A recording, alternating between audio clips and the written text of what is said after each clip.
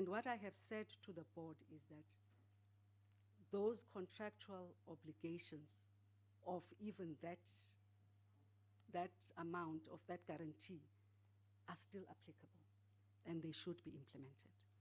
So the fact that the money was paid, in my view, all of those issues related to governance, so they still are applicable today.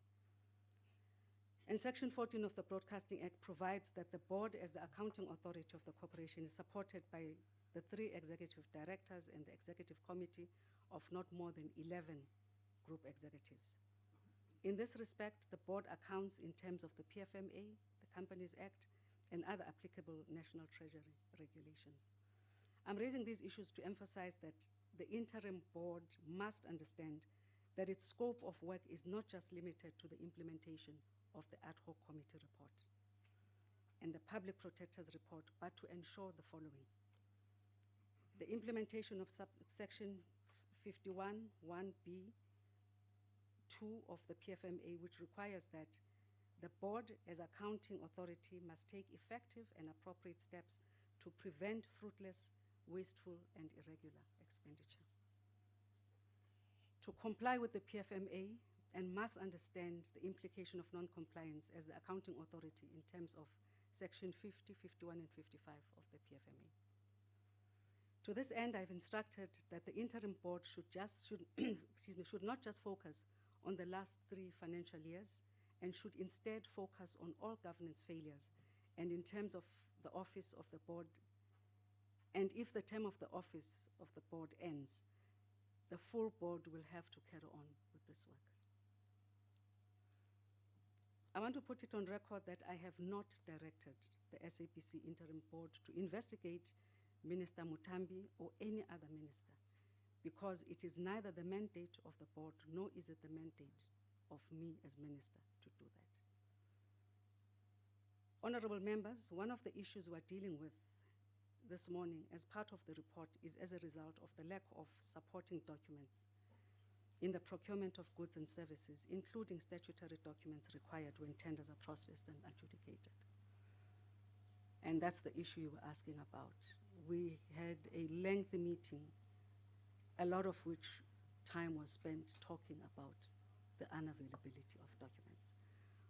When the deputy chair speaks, he will tell you how difficult it has been to get documents from the SABC.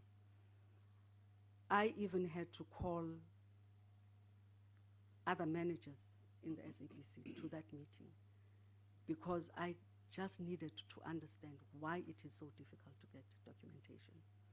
Part of the reason is appointment of people to positions that when they leave, there is no handover. Sometimes when people leave, they leave with documents. Sometimes people don't even understand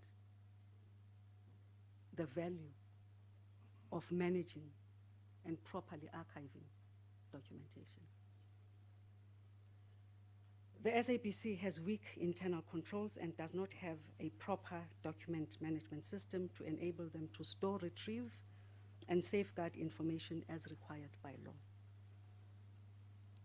In this regard, I've instructed the board to urgently engage with the Department of Arts and Culture, who are the custodians of the National Archive Act, to assist in the proper management and archiving of records. But I have also further directed the SABC board to abide by the minimum information security standards and to engage the State Security Agency, who are the custodians of that policy.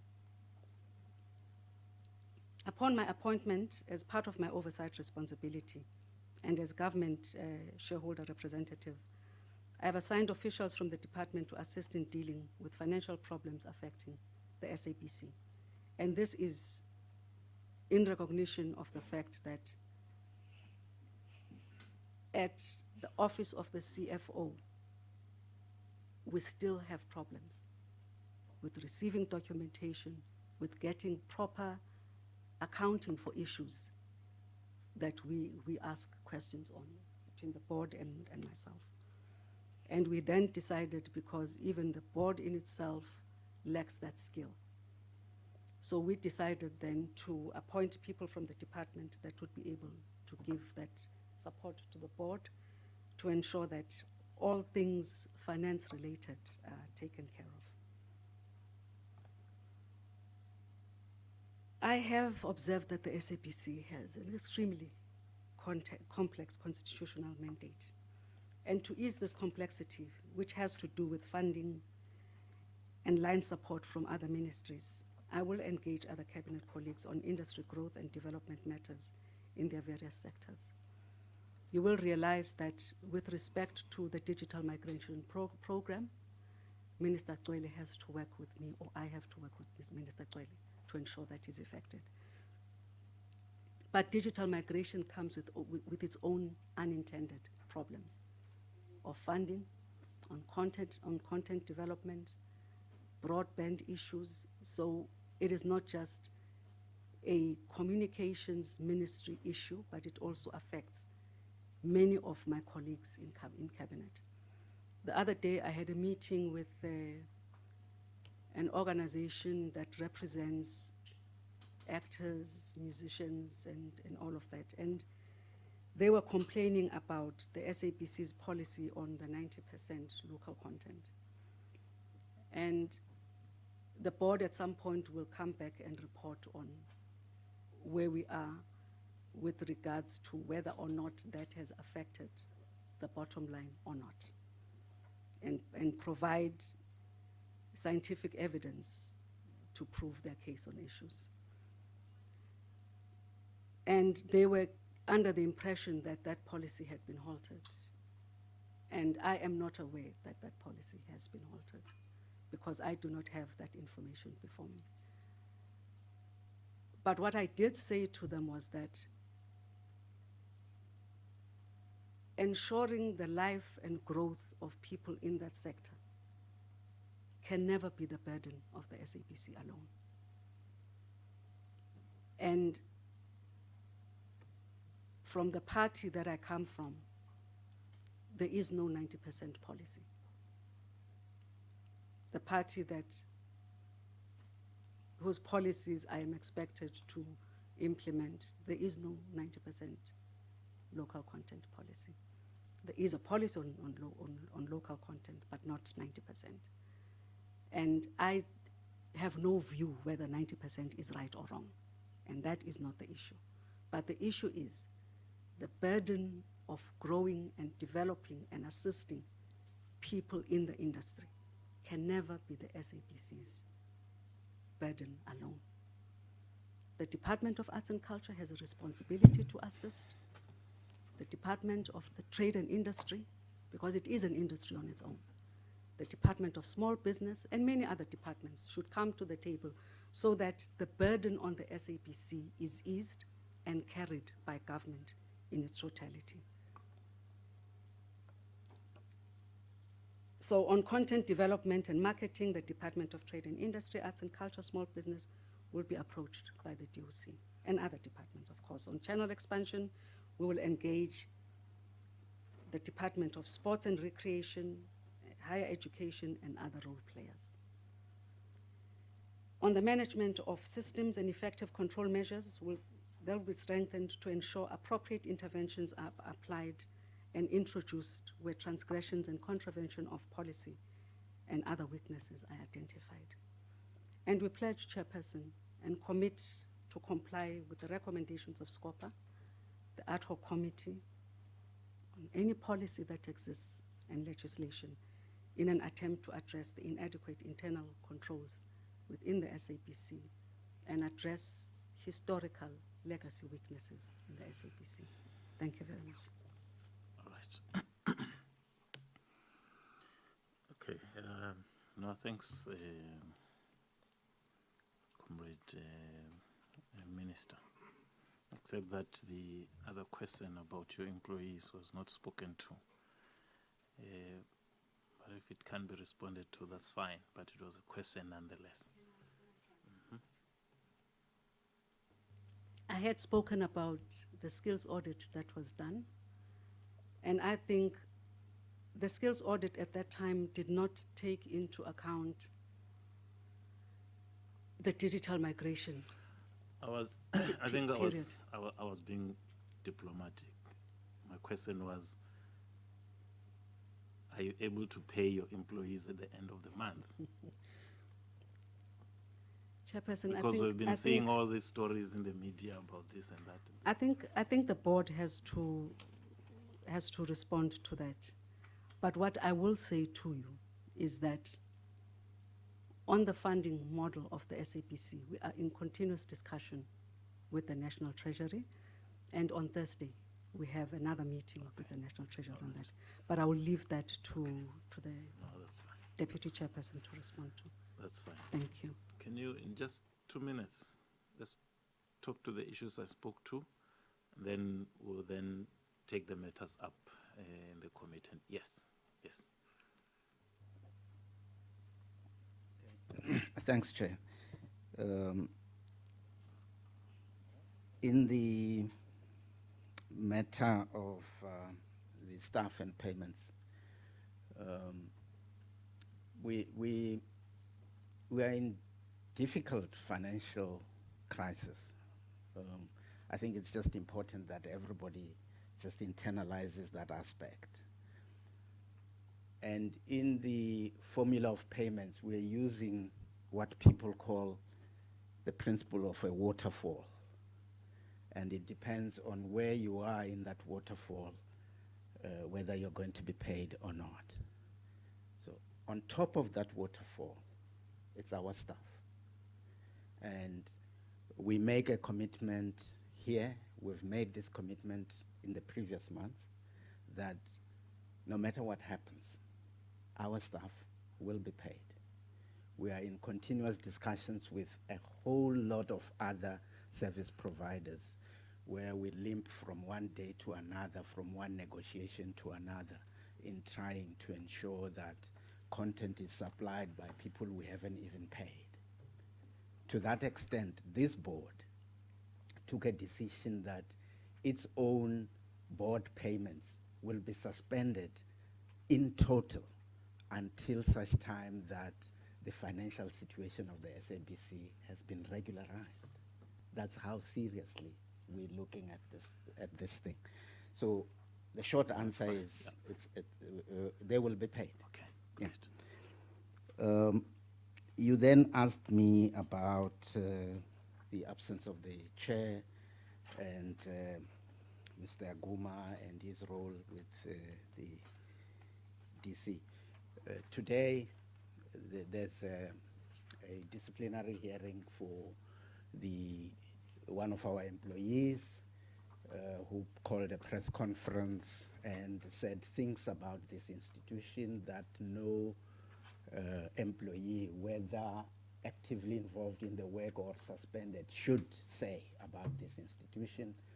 We have instituted a disciplinary hearing against him for that. Him who? His name is Claudi Mutseneng, and that disciplinary hearing is taking place today.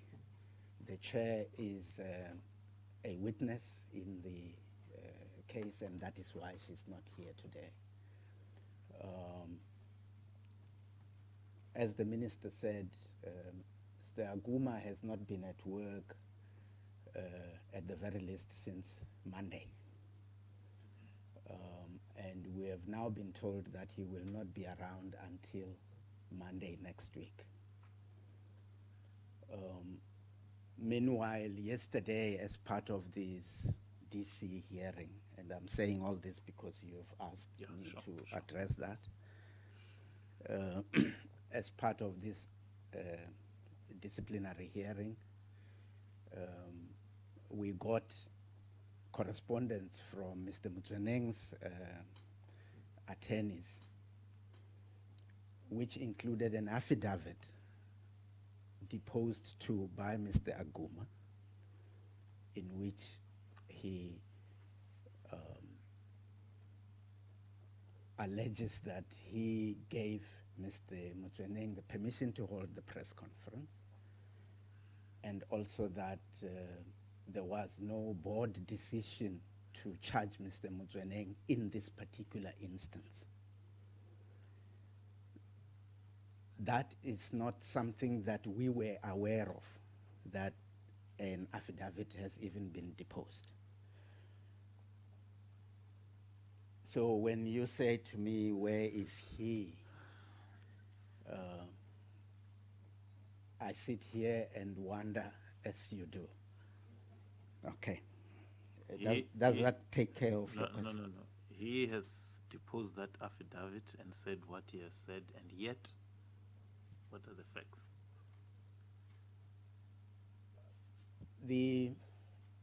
This board, when it took the decision to institute the hearing, convened a meeting of the board where Mr. Aguma was present.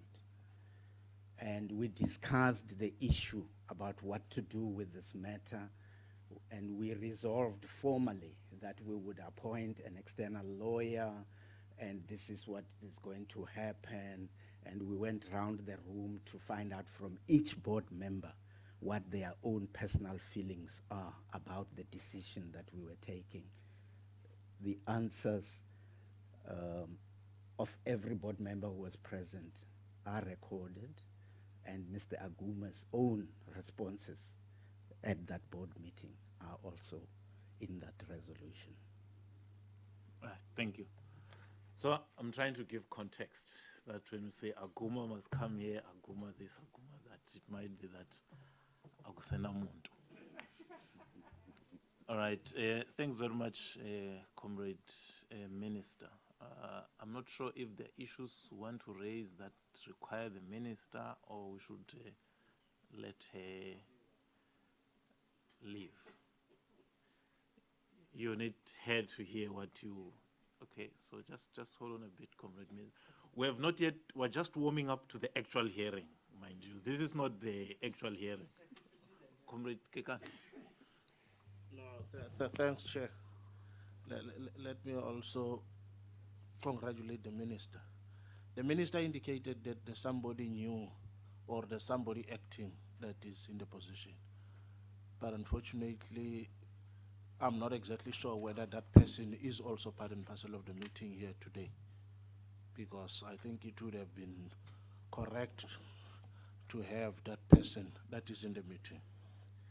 The second issue... Which person? No, the acting... Oh, all right. Yeah. Okay, sorry. The other issue that she raised is the issue of the filling of the vacancies, particularly at an executive level. My question is, does she have a plan? Because we went to the SABC, where what we discovered at the SABC was that everybody was acting. And she is correct by saying you need to fill in, that is, those positions. But my question is, do you have a plan? And if you do have a plan, would you then take us in confidence as to what are the timelines in terms of that plan? Thanks. Without responding, couldn't that be responded to by the board? Or I'm saying, don't you think that could be responded to by the board? The last question on the filling of vacancies. No, it's fine if the board is going to deal with that. Yeah. Actually, I was taking advantage that she raised it in her speech. All right. Okay. No, it's fine. I think the board should be able to respond to that because that's their responsibility. Comrade Shulwan. Thank you very much, Chairperson, and congratulations, Honorable Minister, on your deployment. Chair, I just want to ask, I think it's one question related on Mr. Aguma, on what the Minister said in terms of the appointment of the new person.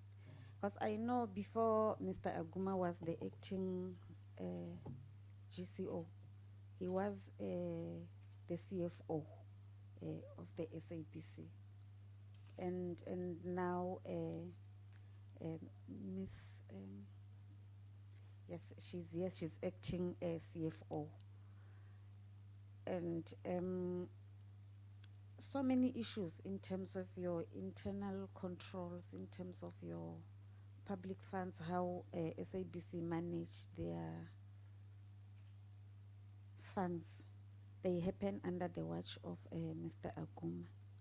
So I just wanted to check, is he going to go back to his position as a CFO, or is she going to act?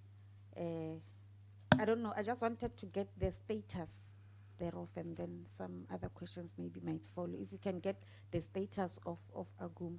Because Chairperson, I think that is what, that is why so many members have been raising the issue of Mr. Aguma not being here. Not as the acting GCO, but as the CFO. I think the gist of the matters, the concern is that there are so many things that we've even read about them in the papers, and that they happen under his watch. Okay. Yeah, I think that I just wanted to clarify that one, Chairperson.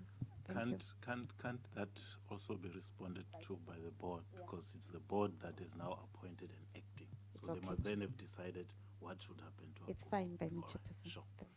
Comrade Kuno, I'm not jumping you. Person, I think I had the same concern, Question, so okay. I think maybe we can release the minister. No, let me get from other comrades. If they, Comrade Vincent? No, Chair, as per your direction, but I think arising from the Minister's input, and also,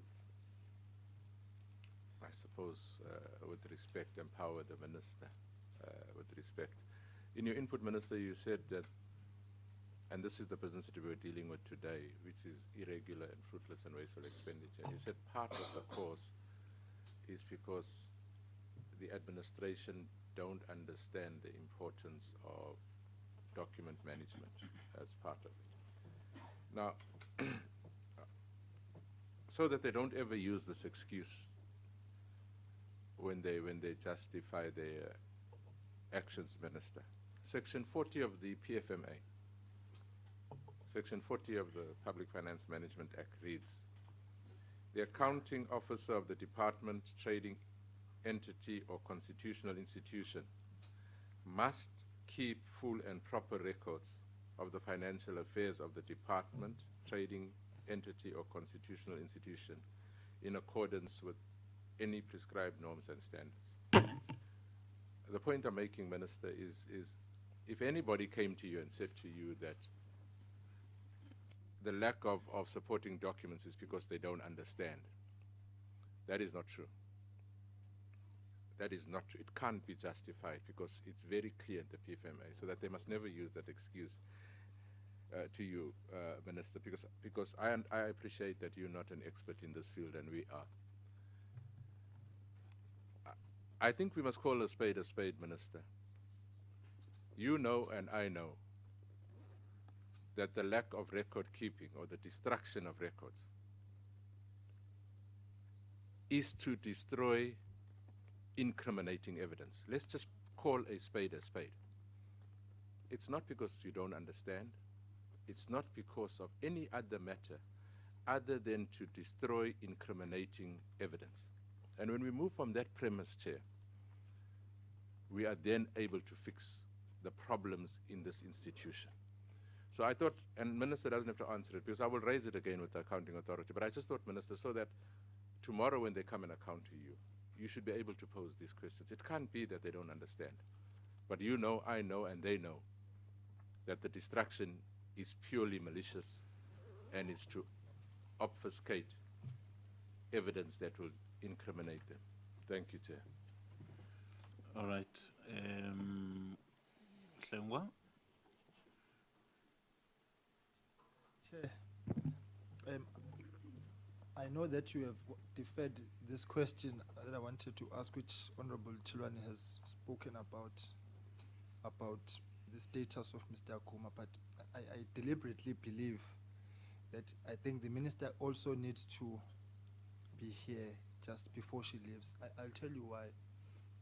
I get a sense that this acting GCO the minister was advised of that kind of sort of now, you know. And I just believe that the gravity of the situation is that to inform the minister now, and she's figuring out even the name, for me that spells the problem. That's why I'd asked in the first instance, can we be clarified in totality? Who's who in the zoo?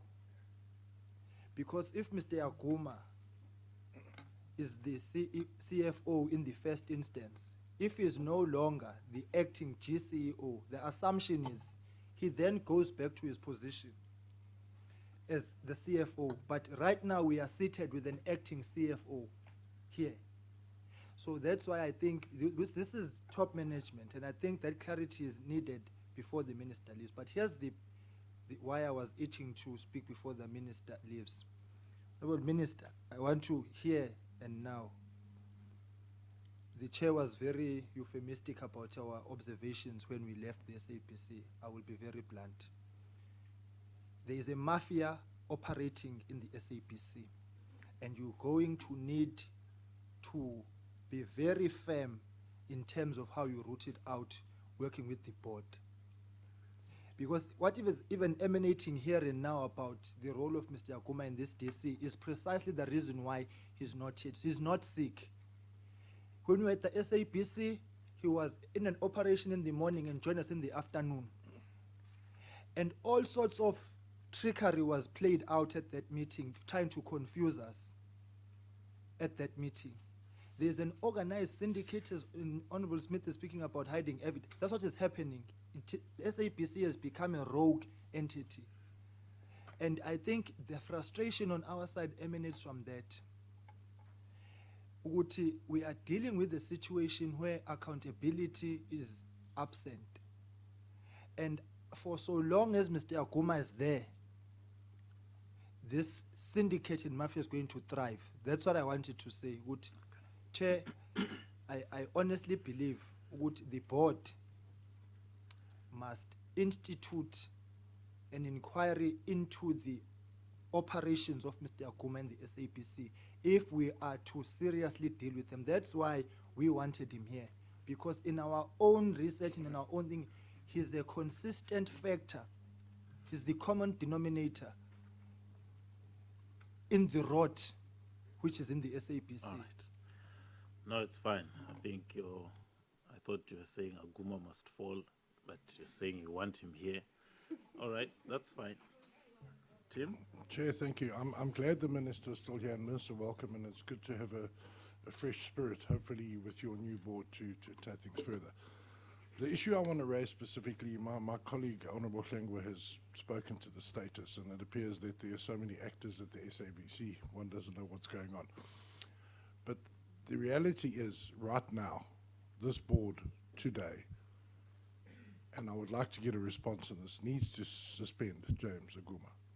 James Aguma has deposed an affidavit that he authorized the press conference, but to make matters worse, and this is the real issue, is in the Communications Committee meeting last week, Aguma told the committee that he did not authorize the conference. Therefore, he lied to Parliament. That is a criminal action. So, Minister, I'm glad you're here, because I'd like you to bring the political will to bear here and support your board when they hopefully do the right thing and suspend James Aguma today. Whether he's sick or not does not really matter. But the man must be suspended from his duties pending a disciplinary inquiry on this specific issue. You have more than enough evidence on Hansard, on video, and you have a deposition that supports the entire matter. Aguma must fall, unfortunately. Okay, hashtag, there we go, thank you. All right, but it's got to happen.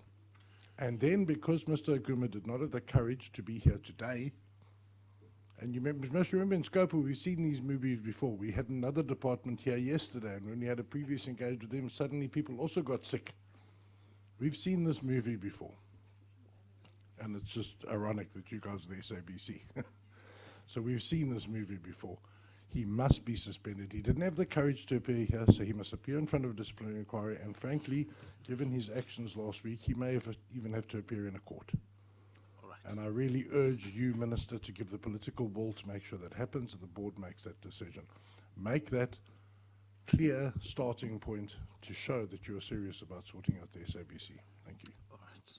Rose, Kuno, and then Thank you, you will be the Chairperson. last.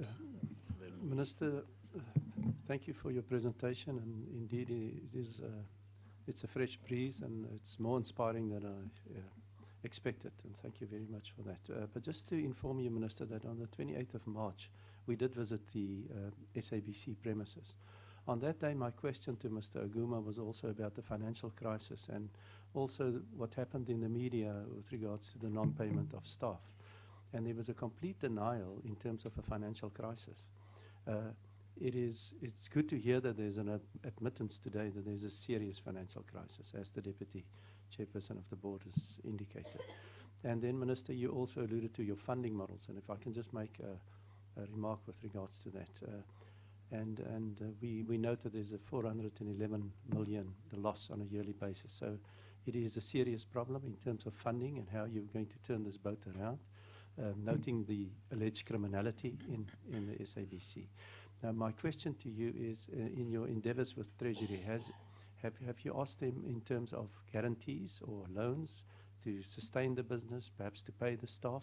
And what is the current status in terms of guarantees or loans to your organization as it is today? all right. Comrade Kuno. Thank you, Chairperson. I was not going to talk, but I think what Honorable Slangwa said earlier on actually made me want to say something. And I think that with the Minister, we are going to get somewhere. SABC, I agree with her, that is in crisis. And I think we need people with your guts to make sure that the problems that are there in the SABC are dealt with. And I hope that we will be assisted as far as that is concerned. And it's good to hear a minister not being defensive, but actually saying, yes, there is a problem, we are in a crisis, and let's try to find a solution together, because at the end of the day, we're all South Africans. But part of the problem is that why I'm supporting the fact of the falling part, the hashtag must fall. But before he falls, he must come to Parliament, because the problem, Chairperson, is that Mr. Agoma will leave SABC and go to another entity and be a rotten potato there, because he's already, I mean, everything that he does, I think whatever he touches turns to black, whatever that means. But I think before he leaves, before he goes, he must come and account to all the problems that he has made. We heard when we were in SABC, Chairperson, that even a lot of employees of SABC were not vetted. So there are lots of criminals in the SABC. And I think, I'm not sure if it was you, there was a gentleman who agreed to that they never made any check the criminal records of the employees of the SABC. The TV license are doubled. And I mean, with the problem of unemployment in South Africa, it affects people down there. I'm saying this, Chairperson, because the minister is here. It's a political issue when the poorest of the poor are being affected by the TV licenses. And the other thing, Chairperson, if you don't have, if you have a DSTV and you have not paid, you can't even access SABC 1, 2, and 3, and 4. And ordinary people, I mean, imagine if they have to pay that, you know, they're paying double fees. So I'm just saying that it's some of the things that minister has to look into politically. Thanks. Okay. All right, Comrade Boy. Good morning, Chairperson. Maduma fail. Yes. I just have to caution you again, Chairperson, that the minister must not be abused. She was just supposed to have given a little bit of 1 or 2 minute open remarks, and we deal with the officials and we stick to that. That's what the PFMAs expect of us. And I would then want to encourage you that even in future, don't invite her and take an extensive interview with her on behalf of the officials, because it's very much important that we become and remain consistent in how we approach the executive versus Parliament. But because of the disappearance of Mr. Aguma, I also had to accept it that we all were enthusiastic when we hear that he's coming and he has disappeared now. So the minister had to play this particular role. But also, would have to stick to get the board to answer some questions, because the board has really promised us that they will be so up to speed into making sure that things beginning happening. So we should release the minister as us, and we get down to dealing with the board and the people that are supposed to account. But Minister, we should really thank you from where we are seated for being able to speak to members of parliament in Scopa. We usually really don't entertain much of what the executive gets us to understand. We're interested in the board and the officials.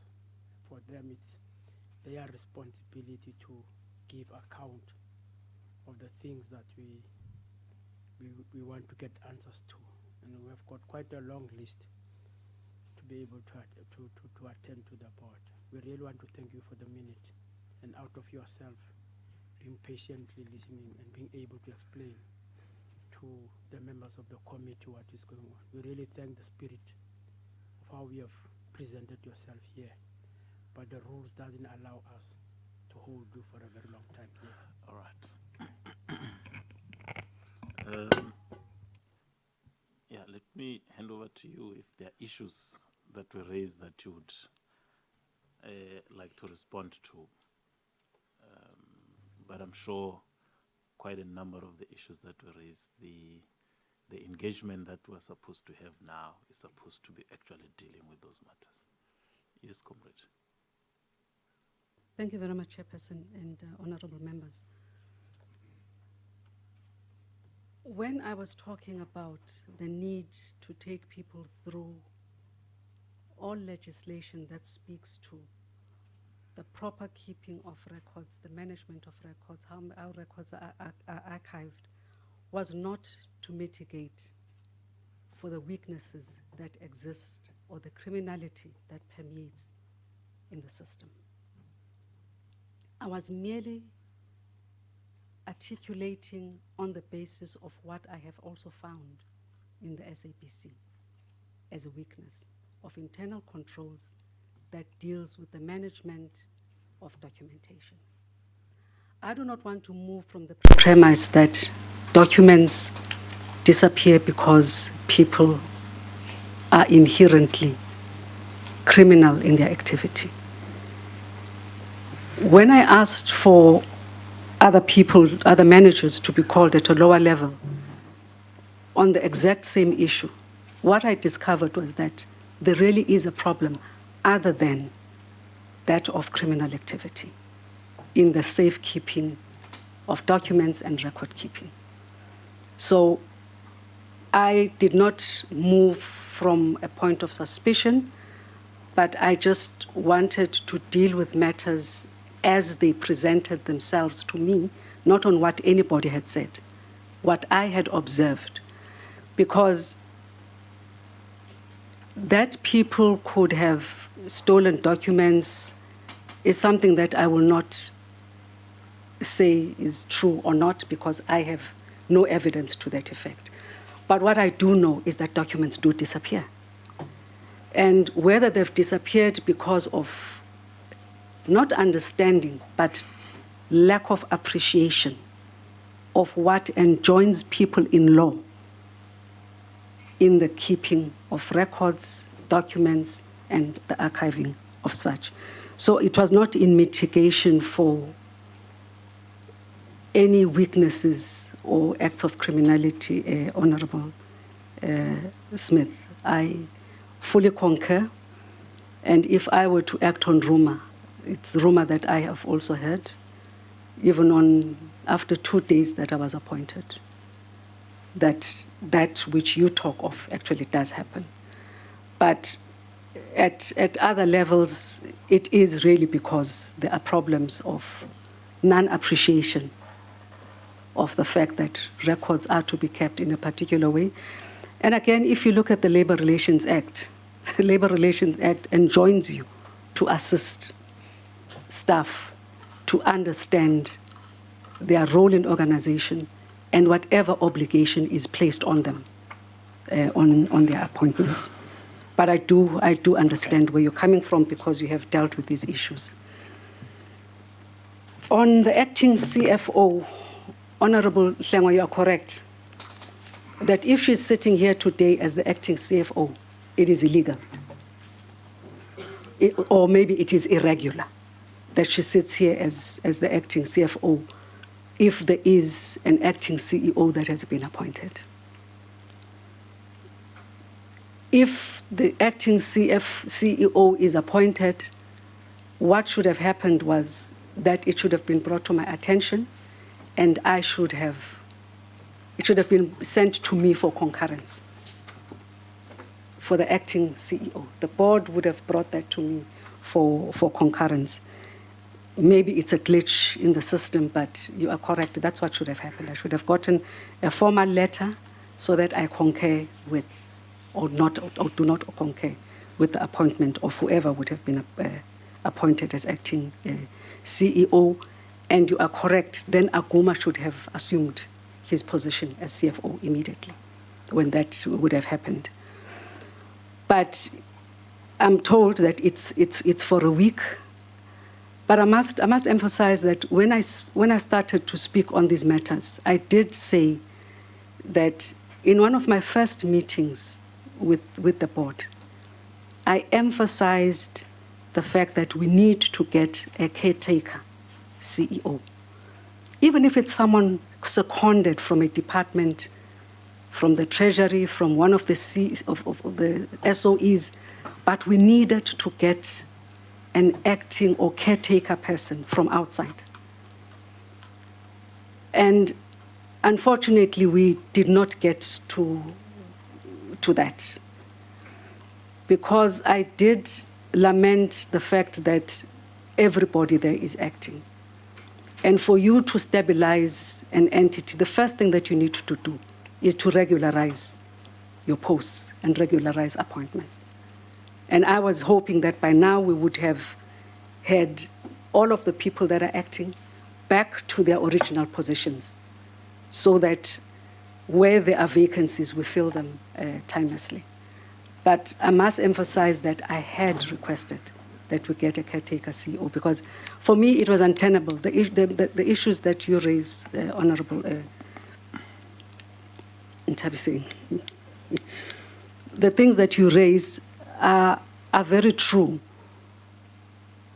That if you had an ad hoc committee sitting to look at all the problems of the SABC, Honorable Smith, as you led that process. In my personal view, as a former head of department, and I'll take off the head of minister, that in itself is irregular. Where you find that under Ayanda's watch, there were problems of weakness of internal controls and certain unsavory things introduced in the system. Ayanda does not have the competence or the integrity to act as the head of an organization. So that was wrong from the onset. That's why when I spoke to the board, I was very clear to say, please get a caretaker until such time that as caretaker CEO, until such time that you've appointed someone permanent. On the treasury issues, initially we had written a letter which we subsequently withdrew, requesting a guarantee from the Treasury. The minister then called us and said, that's not where we should be starting.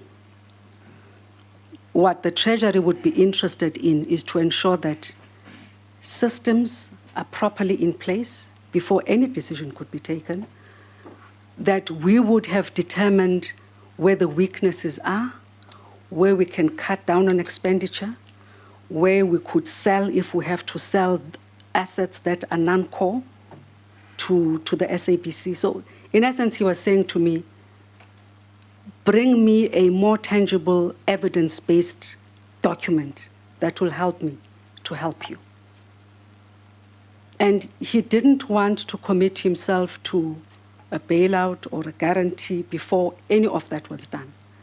But he also said to me that it might not even be necessary for the Treasury to intervene in the form of any of the two, whether a guarantee or a bailout. But it might just be necessary that we talk to the banks to extend the revolving facility. Now, we are still in the process of finalizing all of that. A funding request has been sent to me by the SABC. And again, Chairperson, what I had raised initially when I was talking was that it's important for the board and myself to understand that their work goes beyond just the ad hoc committee recommendations and their implementation. Because we still have the issue of moving from analog to digital. And what was presented to me does not take account of that fact, that we are moving from analog to digital. And therefore, the funding request does not cover all of those things that are related to the migration from analog to digital. So to me, it was a funding request that was inadequate. It was almost like putting elastoplast on a wound and not actually treating the wound. And I'm looking at treating the problem that we're experiencing in the SABC. They have done their work, they've done the best that they could, but I must say the best was not good enough because there were issues that it did not cover. I could have presented that funding request to the Treasury, and next week I would have had to go back again and request for further funding, especially for the public service mandate of the SABC. So I decided to hold back on that and ask them to do more work. The board and the team from the department are looking at determining on the assets register, which is in itself, by the way, also a problem, Honorable Smith. But looking at what we can find in the assets register, on what we can dispose of, that is not core to our business, and many other areas where we could cut costs or shift or postpone large procurement. So there's a lot of work that the board and the team are still working on to ensure that we come up with a document that is a little more convincing for the Treasury to assist us.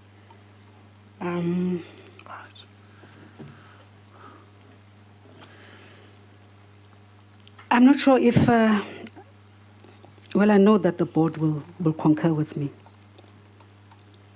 In our first meeting with the SABC executive, the issue of the extent of the dire financial situation in the SABC was not brought to us voluntarily. We had to dig for information before the word came that we actually are in a serious financial situation to a point where we might not be able to pay salaries. It was never brought to me at least, voluntarily. And I can safely say even to the board, it was never brought voluntarily. So I don't know whether it's fear or it's deceit. I really don't know what it is, but it's just that thing where the SABC always wants to withhold information. And I think because the management team is here, people must understand that we're not here to catch anybody out. In fact, we are here to try and resolve issues at the SABC. If anybody is caught out, that's a byproduct of the work that we would have done. But the primary objective is not to catch anybody out. The primary objective is to ensure that the SABC is sustainable and it delivers on its mandate in a cost-effective manner and in an efficient way. So that's my response to the issues that have been raised, Chairperson. All right, Thank thanks you. very much. Thanks very much. Tim, what was the question you? There was no comment on the suspension of Mr. Aguma. Oh, okay. The Minister's thoughts on that. No, that's fine. As I had said, Honourable Member, earlier on, I'm not going to call for the suspension of any staff member in a public forum. What I will do is to take to heart what you have said, and to take to heart your statement in support of your call for a suspension. And the board will act in the correct fashion. And also, you need to take to heart the statements that I have made about internal weaknesses and internal controls, the withholding of information in the SABC. And be assured that I will do the right thing to support the board in its work. Thank you very much. Right. Thanks, comrades. I think maybe that is the first concrete position of the committee around Mr. Aguma. Technology is good. Even if it's in Kampala, we can call or send emails to say, come back. Right. Thank you, Comrade Minister. Comrades, what we're going to do,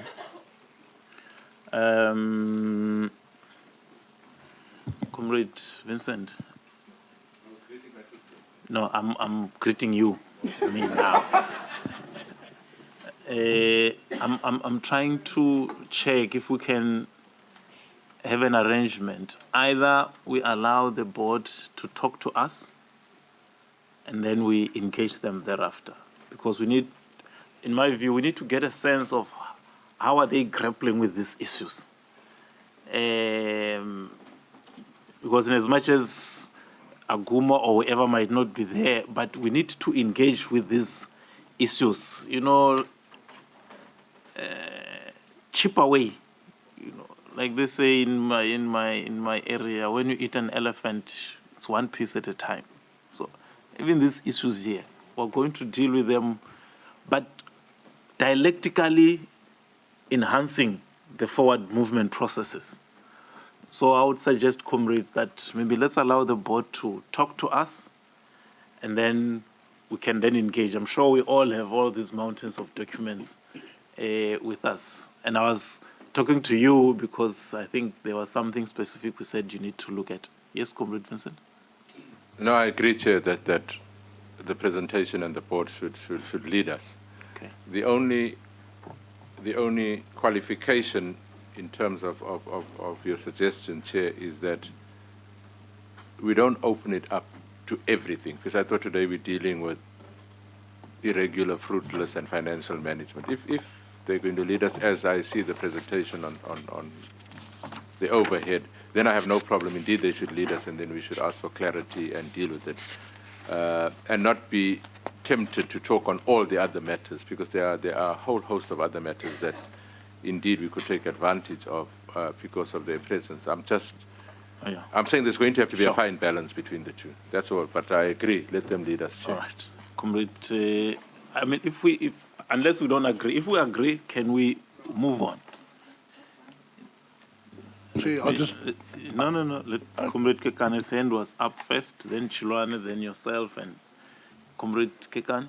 No, Chair, I also agree that is with that approach, and only re-emphasize the fact that there are questions that we asked, and you said they will deal with those questions. If they can also include those questions.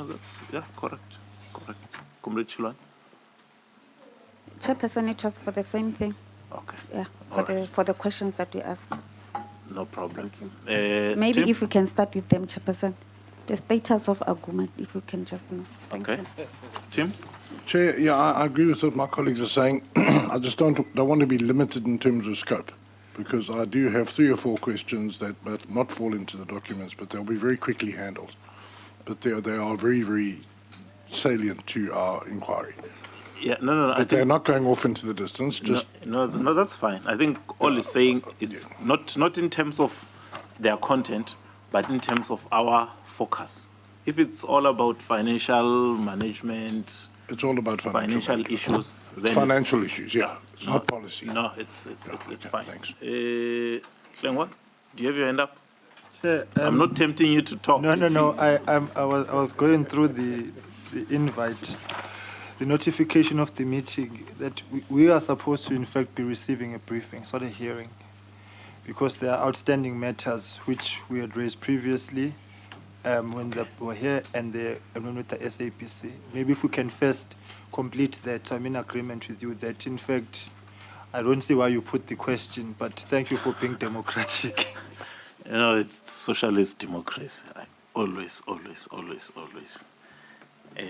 engage the masses of the committee. All right. No, that's fine. Deputy Chair, can we, maybe let's start with the issues that the comrades had raised.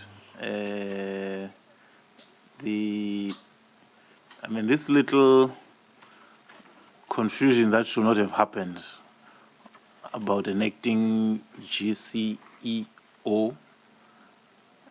and my sister here as the acting CFO, and yet Aguma is no longer the acting GCEO.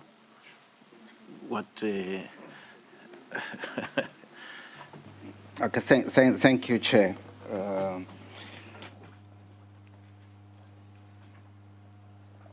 On Monday, when we met with the Minister in preparation of this meeting,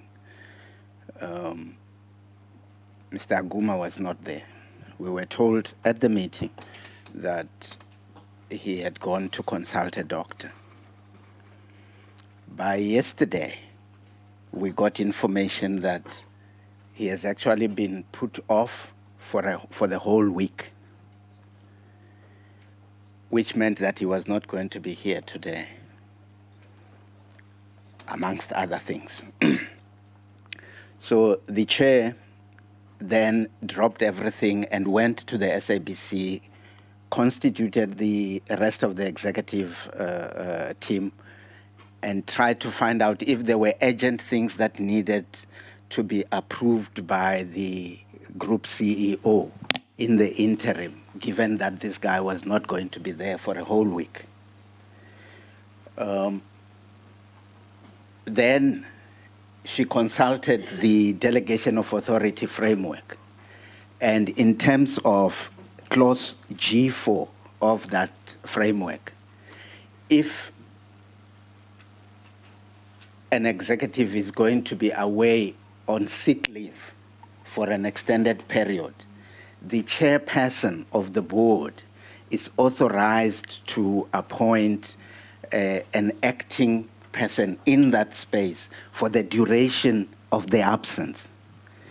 In that respect, this is different from appointing an acting person on a kind of permanent basis. This is about the guy's not there for a week, for 3 days, but things may need to be signed. So this is how Tsidiso came into the picture yesterday at between 4 and 5 p.m. as a stand-in for the week. Yeah. No, so James is still the acting in terms of the framework and the authority that was delegated to him the same day that this committee was at the SABC. Because if you remember, we were at the tail end of the delegation of authority for this team.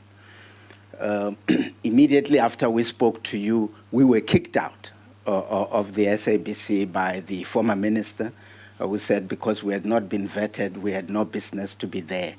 And as soon as we were kicked out, the executive team that was acting had their acting authority extended for another 3 months. So that acting power is still in place. I hope it makes sense. No, No, it does. Yeah. Are we fine now, comrades? No, Sidiso is not here because really he was appointed at about 5 o'clock yesterday. I was in the plane by that time.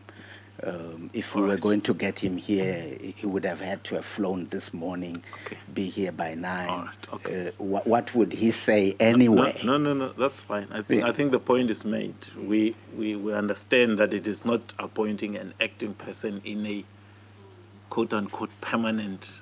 I think that was the little confusion. Yeah. But Yeah. I think it's now cleared.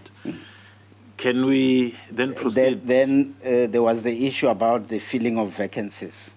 Okay. The ads are out. They were in the papers on Sunday. The ad is also out internally. We've advertised for the group CEO, for the COO, head of radio, and it's got a complicated name and surname. It's executive audit chief audit executive. Yeah.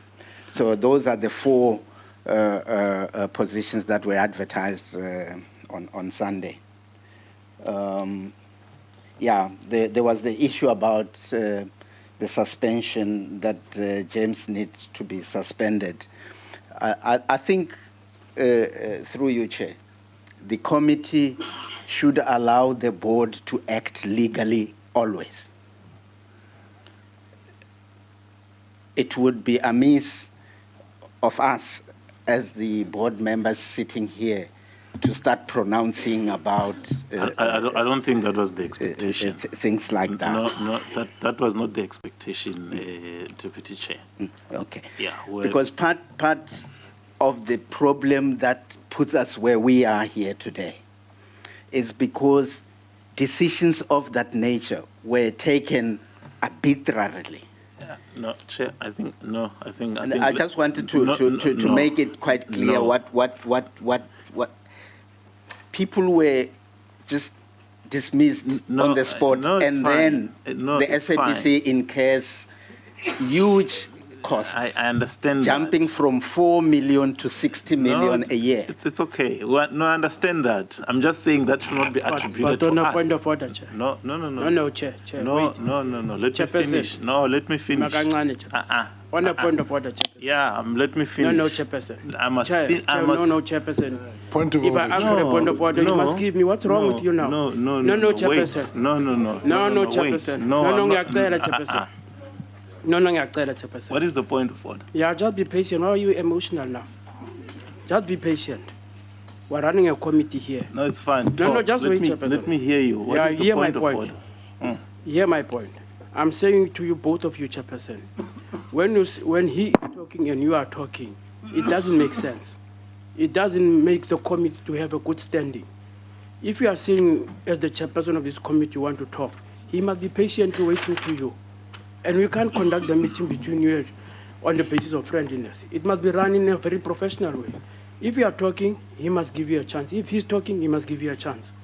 This committee is about us. It's not about the two of you. All right. Okay. No, that's fine. I'm chairing. If he's talking and I feel he's going out of the line, I must stop him. And he must listen. Exactly. Because the point is making, correct as it is, cannot and should not be linked to us. Because we're not asking the board to act illegally. So the explanation and the contextualization bore no relevance to what we had said before. So I just didn't want that point to be labored on as if we were expecting the board to act illegally. I think, let's not go on and on as if we have done anything wrong or expect them Chairman, to I have a point of clarity. Yep. All I was asking in that question is that the board takes it on board, that they will consider the evidence that I referred to.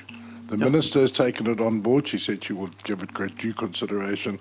I would like the board to do the same thing, to consider the evidence that I referred to and not to delay in their consideration of the matter and make a decision urgently in the interest of the that's SABC. fine. That's all I asked for. That's just fine. a consideration. That's Thank you. Chair, I think we have agreed that we have closed the issue because what we are hearing now is contrary to what you said. Please, let's close the issue. All right. There was an explanation earlier on. We accept the explanation. We are saying the board must deal with this issue. Let's close it there. All right. No, that's fine. All right. Deputy Chair, can Yeah. we proceed? Get to the meeting today. Yeah. Yeah. Um, thank you for calling us. The invitation was specific about a particular contract, and we have prepared a presentation that revolves around that particular contract. We've also brought with us sufficient executives who will be able to assist the committee with answers around these matters, because there is also a context of how things have been happening. So I will not, I've already explained why the chair is not here. As the board, we are confronted by an institution that is really limping. There's an atmosphere of fear generated by rule by decree. Things were just dictated. And so even now, when you are a new board and you're trying to do certain things, you find that people don't really believe that that is the new way to do things, because it has not always been like that. So there's a need to reverse all of those things because they permeate even into the financial sphere, the editorial sphere, and all sorts of things. As the minister has already indicated, we have submitted a funding application. We are taking, as the board, a thorough look at a number of contracts, including the one that the committee has called us to discuss today. We've called in the SIU to do a forensic investigation into a number of areas. Some other areas are going to be done by internal audit within the SABC. As I said, we're searching for new leadership, and we're looking at ways of rolling back detrimental consequences of decisions that have been taken before. This would include even things like 90-10 and 80-20 on television, where radio has lost 29 million, TV has lost 183 million. We've spent 72 million additionally in sourcing new local content to displace the content that we could no longer use because we were enforcing the 90-10, which 90-10 is not really a policy because it was never debated at any board meeting. It was just a directive that from now, this is how you're going to do it. And it's a good policy in that it promotes South African products, but its implementation has to take cognizance of the fact that it must not threaten the existence of the institution itself, which is what it is doing. So the detrimental impact will be dealt with. It doesn't mean that there is a rejection of being pro ourselves. So Mr. Krish Naidu chairs the audit committee. John Mattison is also in that committee. So I'll now hand over to Krish to talk to the committee about the kind of work that the audit committee has been doing, and in particular around this thing. And then when Krish finishes, he'll hand over to the acting CFO, Audrey, who will take you through the actual presentation around the Saka Cabo contract. Thank you very much, Chair. All right, thank you. Yeah. Thank you, Chairperson. Just to start by saying that if you look at the invitation that you've sent us, and would really want the presentation not to. So let's be focused, because I think the gist of our engagement will arise from the questions that will come from members. So shall we go to the presentation? No, I'm just saying, let's be focused, let's be brief. Yeah. Yeah. Now, I was referring to the presentation just to say in my opening remark that you're going to be very disappointed with the presentation, because I think when you visited the SABC on the 28th of March, you had a different expectation. If I recall, the service provider was present in that meeting, and they gave you certain undertakings that they would be, by the end of their term of the contract, they would be able to identify wrongdoers. There would be some steps towards consequences such as recovery of funds, etc. And I think you left with that impression, and that's why your invitation says, give us more details about this particular contract and also tell us what steps have been taken. Now, when I looked at the scope of work given to that service provider, there was no such intention in that direction. There was no mandate given to them to recover any money. Their job was purely to classify and identify irregular, fruitless, and wasteful expenditure, and that's exactly what they've done. So this presentation will tell you what they've done.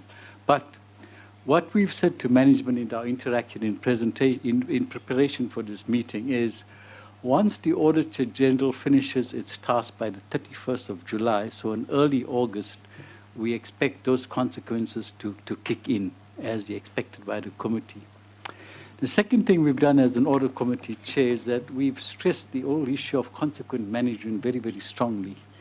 And I think one of the weaknesses of the SABC has been, if you look at the 5 billion rand of irregular, fruitless, and wasteful expenditure that's been accumulated over 5 years, that's the first signal or indication that there's been no consequences. That's the first point.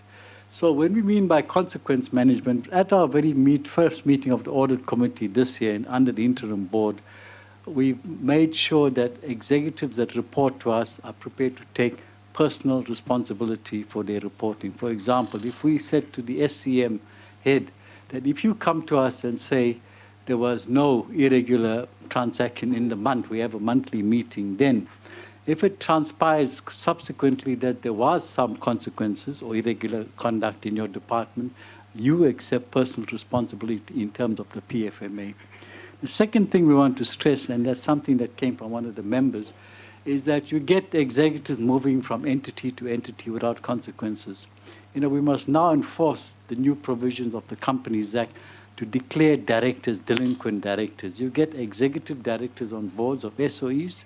They must be declared delinquent directors so that in future they cannot hold a position anywhere else in the public sector. And that's one way of cleaning up the entities. In our presentation, Chair, we've given you some indication of the contract between the SABC and this company called Saka Cabo. We've got some detail in here, the scope of their work. We've also got a report on what they've done so far. We've also alluded to the kinds of challenges they've had. And in preparation for this, as board members, what we've said to management, there are certain critical questions that they can have to answer. We can't answer for them. And that is, why in the first place did we move from in-house management of this task to a consultant? I mean, that's a critical question to ask. Why did you engage a consultant in the first place? Is it because of insufficient capacity in-house or for any other reason? So that's the first question.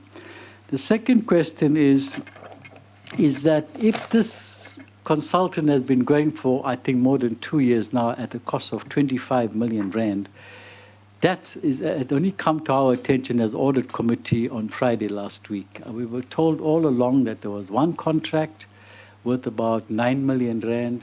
But on Friday when we took stock, we were told that there were 3 different contracts given to Saka Cabo in consequence, going back to 2015, and it added up to 25 billion rand. So these are concerns that I think management and the people that are here must answer. So thank you, Chair. With those few introductory words, I'll hand over to Audrey, who will take us through the presentation. Thank you. All right, Acting CFO.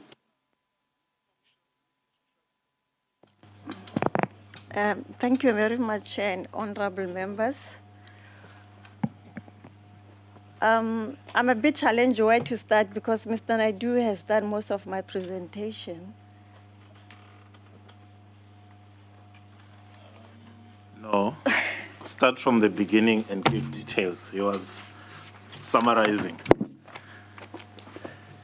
Okay, the request that SABC received from Scopa was the detailed information regarding Sekela Xabisa contract. We've circulated the 3 contracts that the board spoke about.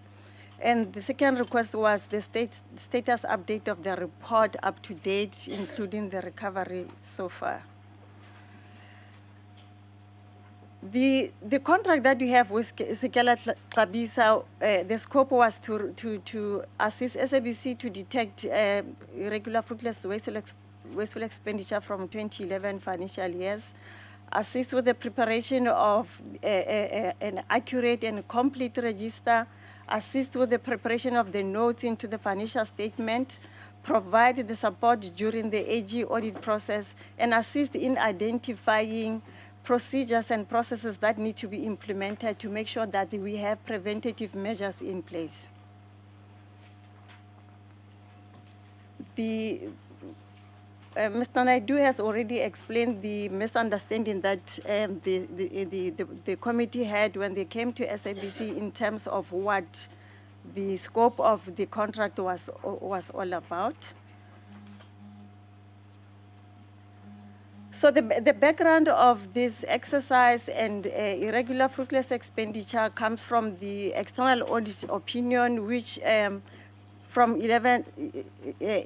financial year 11 and 12 was issued. In 11 and 12, the qualification was about poor documentation. 12-13, again, it was poor documentation. 13-14, the opinion was poor documentation and misstatement of the note. 14-15, it was the understatement and also poor documentation. 15-16, we're back to this misstatement and poor documentation. So in SABC trying to resolve the qualification, initially in 12-13, the work was done internally and it was not concluded. In 13-14, the work was continued to be done internally. Again, it was not concluded.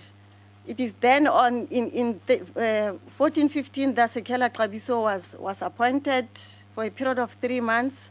And again, because of poor documentation, the note was not completed.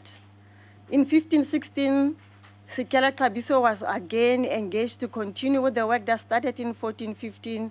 By the time the audit report was issued, the amount of 5.1 billion was disclosed. Again, it was not completed.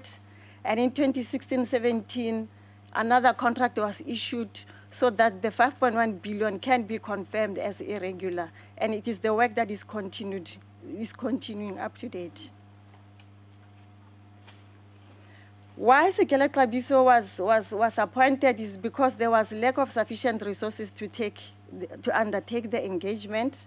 And because of the documents were not centralized, there was a problem in putting the documents together, because once the note has been disclosed, we need information to support that information. But because SABC in the past, every division was doing its own supply chain management or procurement, the documents were sitting all over the show, and to be able to put everything together became a challenge. The retrieval of those documents became impractical. The method that the Sekela Xabisa used, they went from the payment documents to the procurement documents. The payment documents could be found, but the procurement documents are still a challenge up to this stage. And as we go into the presentation, we will show you how much of those are still a challenge. The balance between daily operational duties and and the detection of fruitless and wasteful expenditure detection was also an issue. SABC had lacks of skills and expertise to detect irregular, fruitless, and wasteful expenditure, and up to this stage, we still have that problem. And it's for those reasons that Sigela was asked to come and assist the SABC. And the value of those contracts for 3 years is 25 million as reported earlier. So the approach that they are following to be able to make sure that by the time we report at the end of May was to be assisted by supply chain management to centralize all documents that are required to substantiate the note, to assess compliance with supply chain management policies, including treasury guidelines, the triple PFA, to test compliance of procurement processes according to what the SABC said has happened, to look at alternative identification of electronic document, to cross-link all payments and expenditure to the files that have been tested, and to prepare the notes for the financial statements. We've already spoke about the challenges that have been faced in terms of finalizing the exercise by the Sikela Klabisa. Chair, we have looked at the note in 2 ways. There's note that relates to content, meaning the procurement of television programs and the normal supply chain programs. And for the last financial year, up to this stage, this is how much has been identified. For 2016-17, we have identified 63 million. For 2015-16, 240 million. For 2015-16, it's 424 million. However, included in the amounts that have been identified, there is information that is still being tested because there was insufficient document as of yesterday, but we hope by the end of this week we will have tested everything and confirm the amount, because we are close to finalizing our financial year end. And if you look at that slide, most of the irregular expenditure came from the fact that there were no valid tax clearance certificates. In the past, the supply chain rules of SABC were requesting service providers to submit copies of tax clearance certificates, which is not allowed by triple PFA, and until we can confirm that those clearance certificates were valid, we classify them as irregular.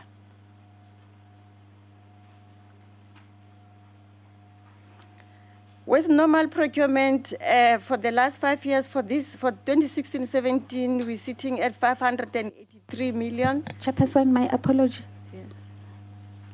If she can repeat that one of the Tax clearance. tax clearance, I didn't quite get her.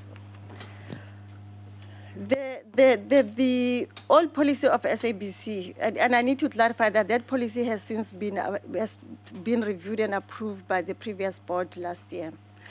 There was required that when you submit for your program or for any procurement-related issue, they requested a copy. But if you look at the tax clearance certificate itself, it says a copy is not valid.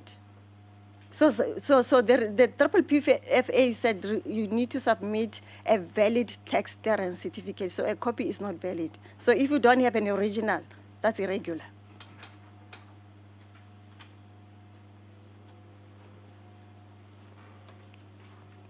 Okay, continued with normal procurement. For 2016-17, we're sitting at 583 million. We're still validating 100 million of that. For 2015-16 is 802 million. We're still validating 293 million of that. For 14-15 is 675 million. For 13-14 is 367. And for 12-13 is 280 million of that.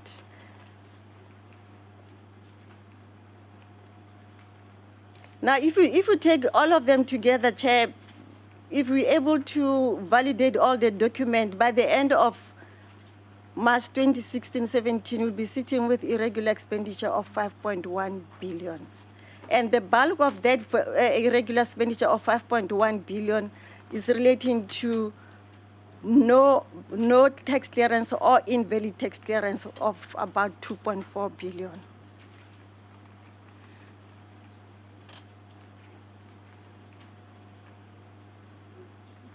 moving to fruitless expenditure. Last year we had reported an amount of 92 million of fruitless and wasteful expenditure, and with the expression of Auditor General, there was an amount that we had to reverse of 21 million because it was not relevant to the fruitless and wasteful expenditure line item. And that amount was restated to 70 million. What I need to emphasize is that most of the fruitless and wasteful expenditures, as far as SABC is concerned, relate to impairment of television programs that we could not show, which GE television will be able to explain further when questions arise. And just a bit of it relates to penalties that we receive on travel. So up to this stage, we have a closing balance of 74 million relating to fruitless and wasteful expenditure. With the process going forward, by the end of this month, we'll be submitting the information to AG for auditing. At the end of July, we expect AG to have expressed an opinion. And then from the 1st of August, the consequence management starts with the forensic investigation, the SIU, and the recovery and condonation from the board. To be able to sustain improvement of the internal control environment in the SABC, SCM policy has been reviewed to make sure that it complies to the relevant legislation. We've also looked at our IT infrastructure, electronic infrastructure, which is our subsystem, to make sure that it assists in stopping some of this transaction from going through, because there's a pay, what we call procure to pay process that needs to be followed. So we want to make sure that if one step has not happened, the process doesn't go further than that. The SCM policy that has been approved has been workshop with everybody. The delegation of authority has been reviewed, and with the new board, we are continuing with the revision to make sure that it complies with the laws of the country and the policies of SABC. And we will be continuing with training of our bid committees, because the bulk of this irregular expenditure came from procurement of goods and services through tendering processes. And we're making sure that the learning and development has a skills audit that will identify whether we have relevant skills in supply chain management that will assist in making sure that we are able to firstly prevent irregular, fruitless and wasteful expenditure, and where we have not been able, we are able to detect and report as required by the Act. And make sure that when people are appointed within SABC, we take them through all the process that are required, including the supply chain management policy of the organization. As Mr. Naidu has reported earlier, the following contracts have been referred to the SIU to make sure that irregular expenditure is correctly identified and accounted for. Is the contracts with Infonomics, Mott McDonald, Asante Sana, Foxton Communication, and Lizef Consulting. That was the internal. Go back. You said SIU.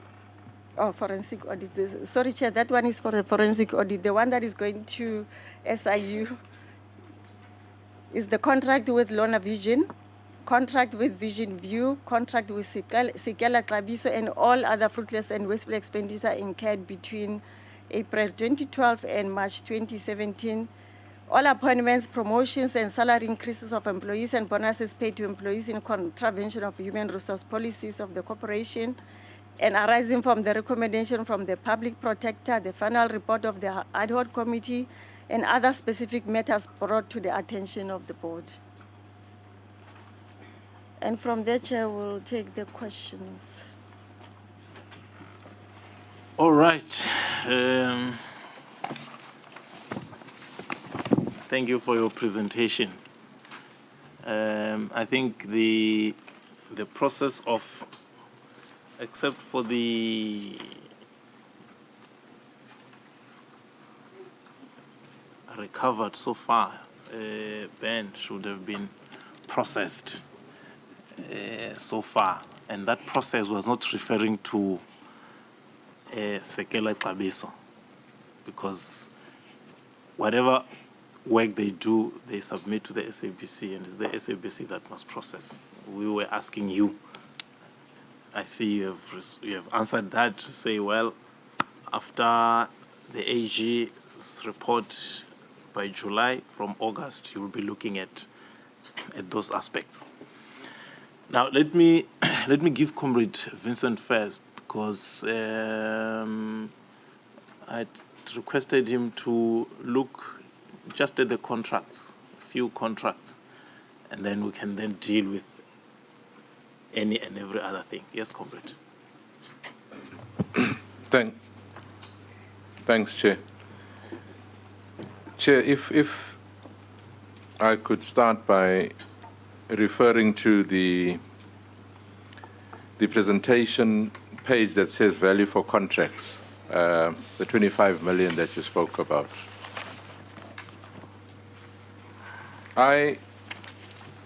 Unless I've not got all the documentations, Chair, have got a contract for 2014 contract, December 2014, a contract April 2015, and a contract March 2016. Actual documents, those are the documents that I have. Can you repeat the dates? All right. I'm looking at the bottom. When I say, first of all, these things have no signature on most of them, but I'm looking at the date at the bottom and the, I think you call it the foot. Is it the foot or something? Yeah, I just want the date. No, there's one that says December 2014. Yeah, just. And I'm taking the dates from the footers, Chair. No, it's fine. I have the documents. Because the cover page that I have are all identical. All right. So at the bottom here, it says December 2014 at the bottom there. Oh, let me give you the contract number. Sorry, let me use the reference number. Sorry, Chair, thanks. The first reference number ends with 9774. All right. And that is 2014. And then 10288, that's April 2015. And I have the final one of 11433, which is March 2016. That's fine. May I proceed, Chair?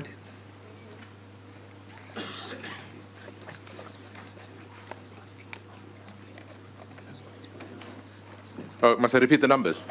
There's one that says SABC reference number 409774. And that one has December 2014 on it. If you look at the footer page. SABC reference number 409774.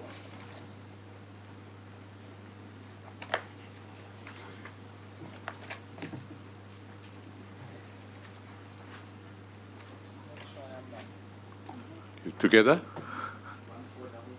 No? 9774. No, the 1433 is March 2016. That's one I have. But that is March 2016. Then I have another one of 10288, which is April 2015.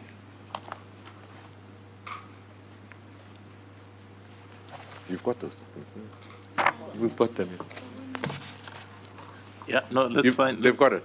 Let's go into the content. No, Chair, yeah, I was raising that and referring to this page here. So if they don't have it, it's going to be difficult. But let me raise the points that I have. If you take the document... Which page are you in their presentation? The one that says value for contract. The 25 million that they referred to. I think it's about the 7th page or 6th page. Okay, yeah, all right. No, that's fine. I'm trying, Chair, to reconcile the contract with that document that they presented to us. That's the exercise that I'm trying to because the documents that I have, the contracts, and if these are the only legal documents I have, Chair, don't come close to 25 million. And that is why I started by saying the 2014 one shows a 4.4 million. Where is that? 2014-15 shows a 4.8 million. And the 2016 one shows a 1.1 million. Those are the signed contracts that I have before me. 2014 is 4.4 million. If you look at the 0.611 on that contract. The April 2015, if you look at 0.611, has 4.8 million. And if you look at March 2016, on 0.8.1 of the contract, it's 1.1 million. And I'm saying, Chair, I can't reconcile this to the figures that are there. So I'm saying that's the first question that they would need to answer to me, because I'm not sure where they got the 25 million unless there's documents that they've not given us, or unless they've paid over and above the documents that we have. Can I assist? I think the problem is not with them, although of course it is their problem that they gave to us. There is a contract of December 2016, which is valued at 9.8 million. The reference number ends with 2126. Now, the problem that our secretariat was settled with, they were sent documents and documents withdrawn and others sent. I think even yesterday, was it yesterday? Where is it? Day before yesterday, yes. I was still getting a complaint about documents that have just arrived. I have an email from the SABC saying disregard contracts of December this, March this, and discussed the one before. Oh yeah, that sent. Is now prevailing. Right, that sent certain contracts, and then later send us a note to say ignore those, take these, and I think in the process of compilation, that is where they might have been lost, because here I have 1, 2, 3, 4. I'm sure I have about 5 or 6 contracts. So I think they are correct. It amounts to 25 million if you add this one, which you don't have, of 9.8 million. That was my first point. So, Chair, I will take it that. Okay, just a minute, Comrade Chilwane. Thank you, Chairperson. Just to talk on the issue of documents, Chairperson.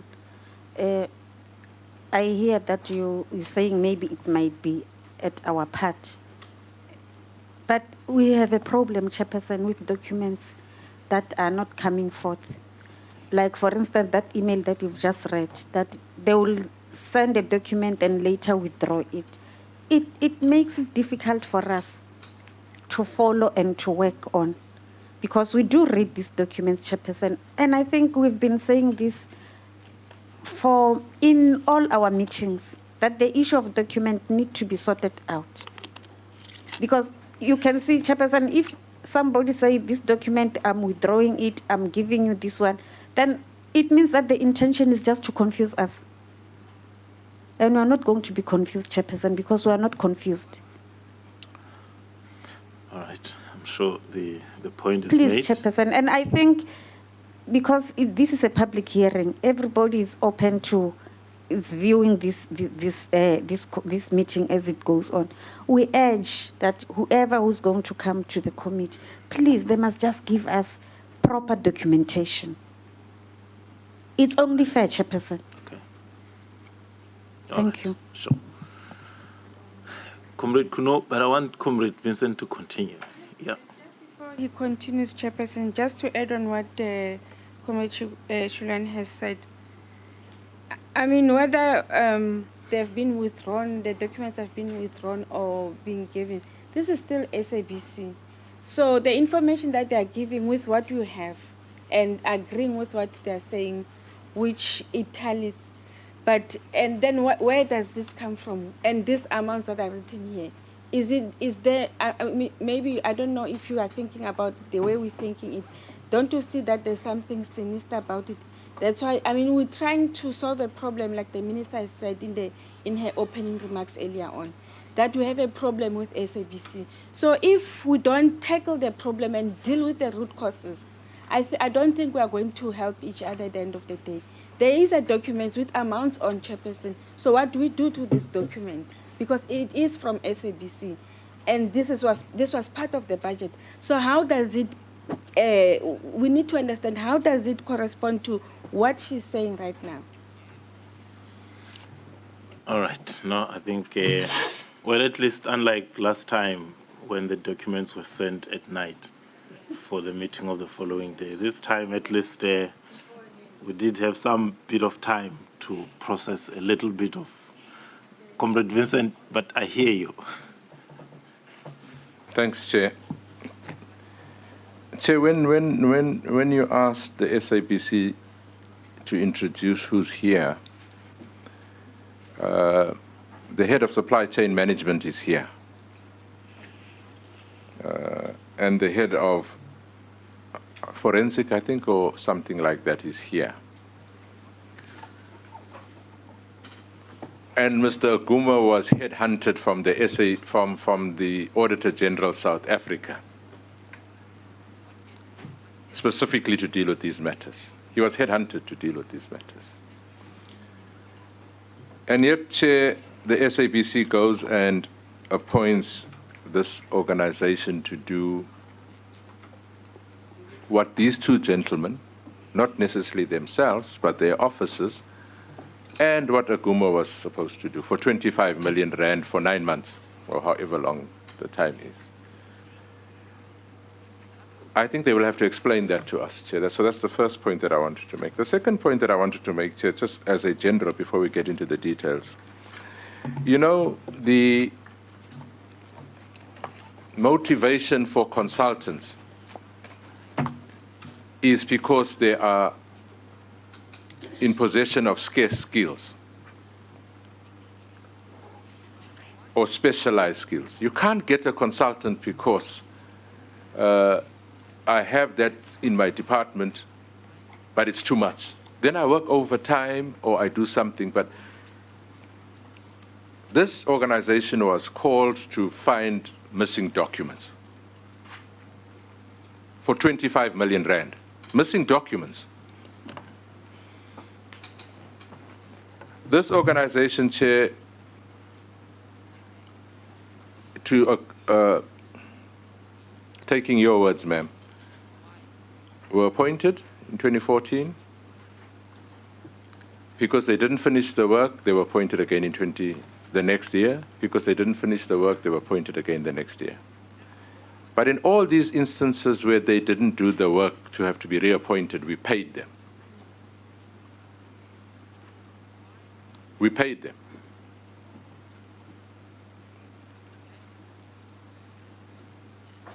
And yet we didn't do the work. So I'll add these three and then they can respond to them. The final one, just around the broad principle, Chair. Unless I don't have the documentation, and I think I would refer to your words, Deputy Chair, where you said there was a culture of dictatorship, or dictate, your words, when you started off.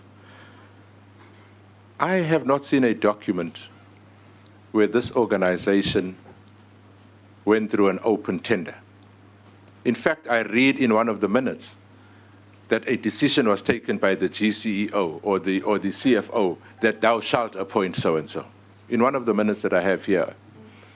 So, on what basis were they appointed? Was it an open tender? Number two, why do you continue to renew their contract? They haven't finished the work and yet you pay them. And thirdly, if we have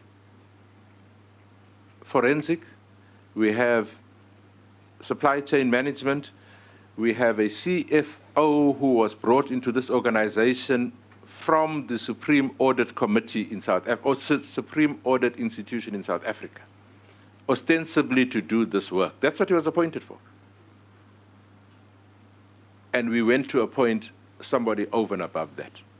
If they could just try and unravel those things for us.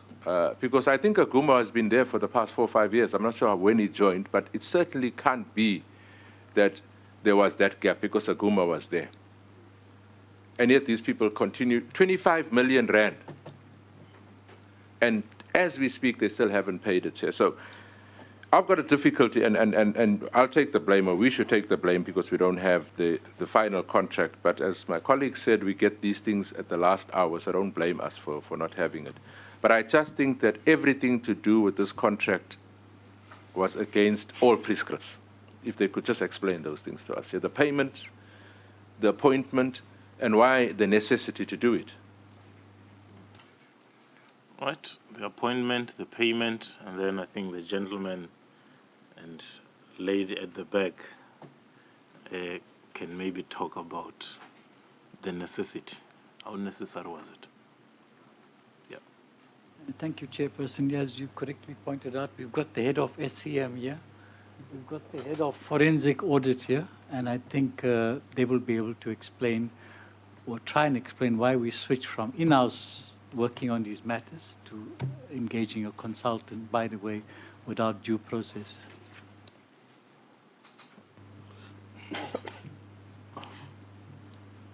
Thanks, Honorable Chairperson, Honorable members.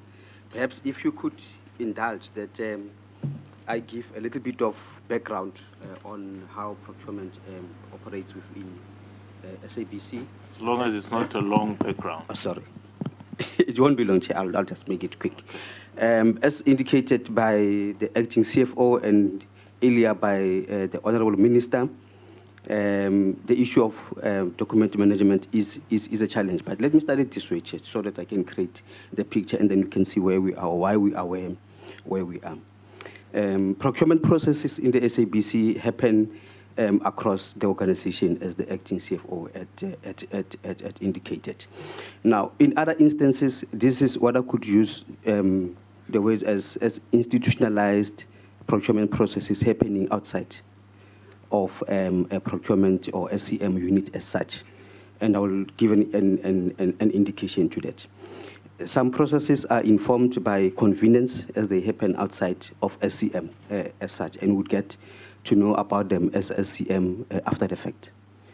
There would be some that will be situational when business units or department find themselves in a situation where they need to, perhaps on agent basis, and I'll explain the provisions that would be invoked from time to time on situations that might warrant a procurement process happening outside of SCM as such.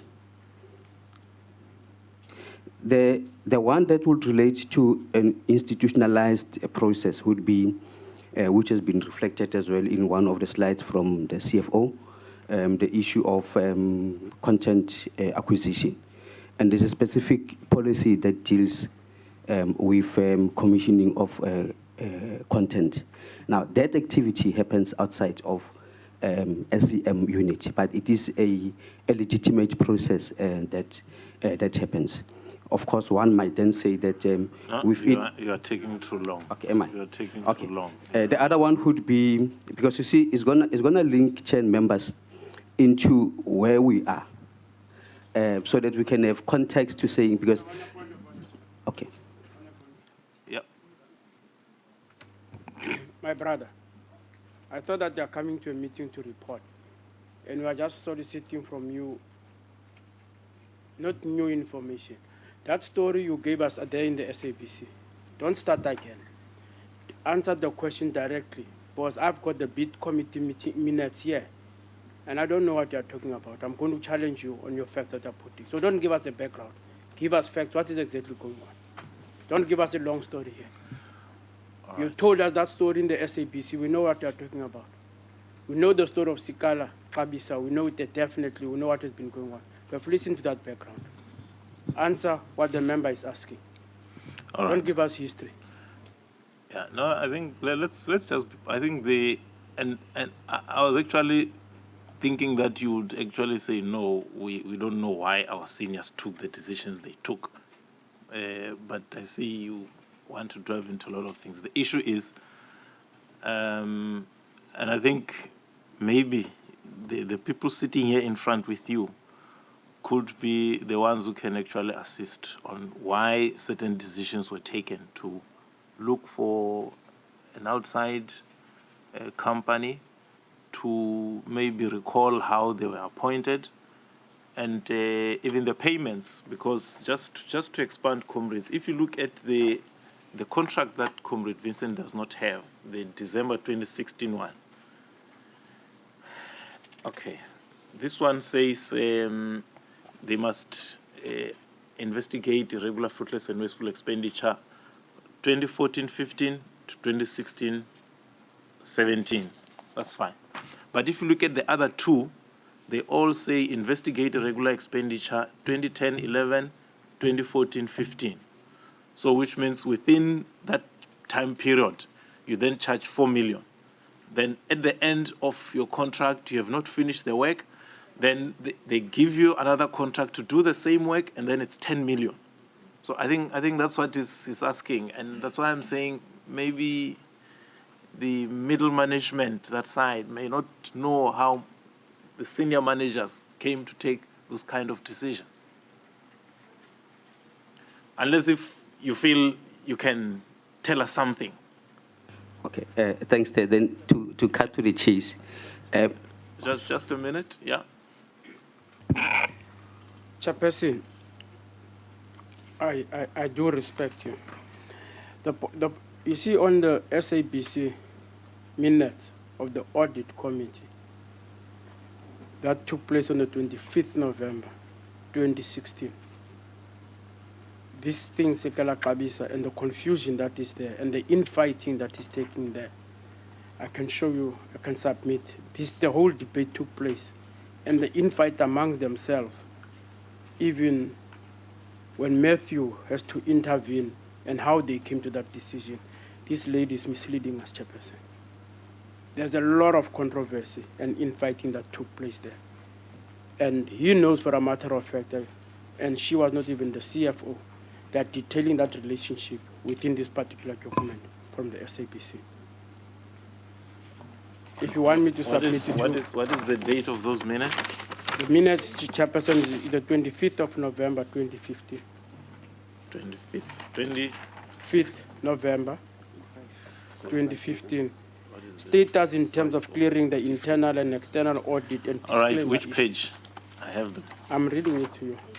Okay. It says 2.1. Oh, all right. That's where the debate is taking place, Chairperson, extensively. The CFO took members through the status of the clearing of the internal audit and external audit and disclaimer issues and highlighted the salient points. And the topic goes on and on, the Chairperson. It's not even closer to what he's trying to lecture us about.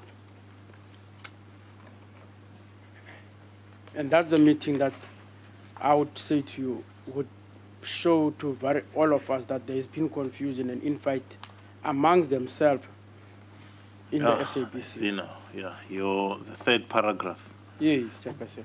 Talks about the CFO reported to the project in respect of the detection of the historical irregular, fruitless, and wasteful expenditure had been put on hold due to an internal controversy surrounding the appointment of Saka Cabo, Pty Ltd.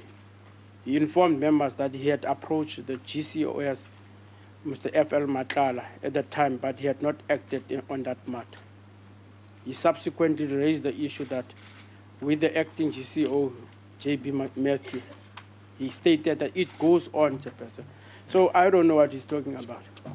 We have got your minutes, sir. Don't tell us about institutional stories. Tell us about what happened. Ma'am, you are misleading us. You see. And this is recorded by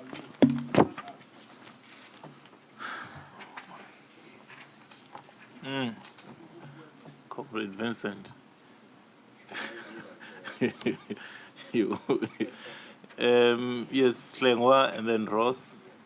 Chair, the minutes of the BAC of the 18th of November, on page 16, Wait. 18th of November. Yes, 2014. Yeah. Which page? Page 16. See, what I want to understand, I heard that story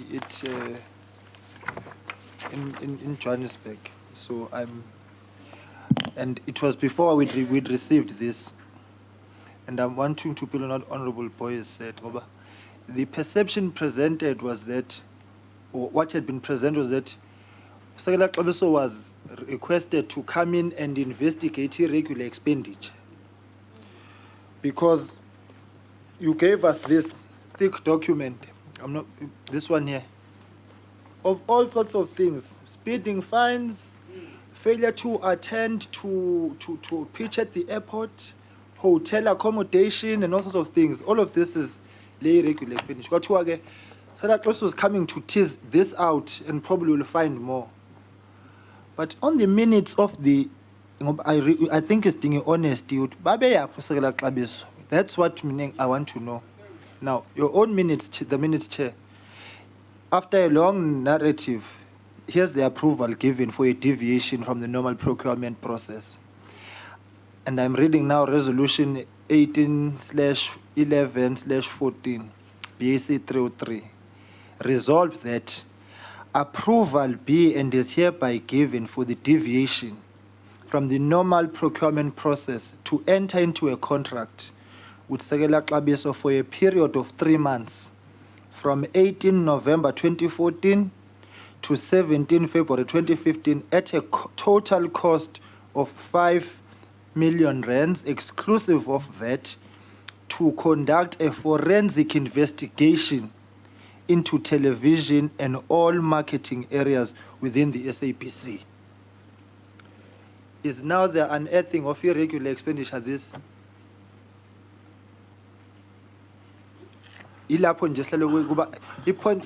Honorable Smith has asked the fundamental questions. Go to the point of it, did they actually undertake what they were sourced to do? I think, Comrade, let me hear Comrade Kuno first so that we can then, no, it was Ross and then you. Yes, Ross. Chairperson, just to flag in terms of the value of the contracts, my recollection of what happened on the 28th of March when we were in Johannesburg. When I posed the question to James Aguma specifically, sir, can you give us an indication as to the value of the contract? He then indicated he did not know.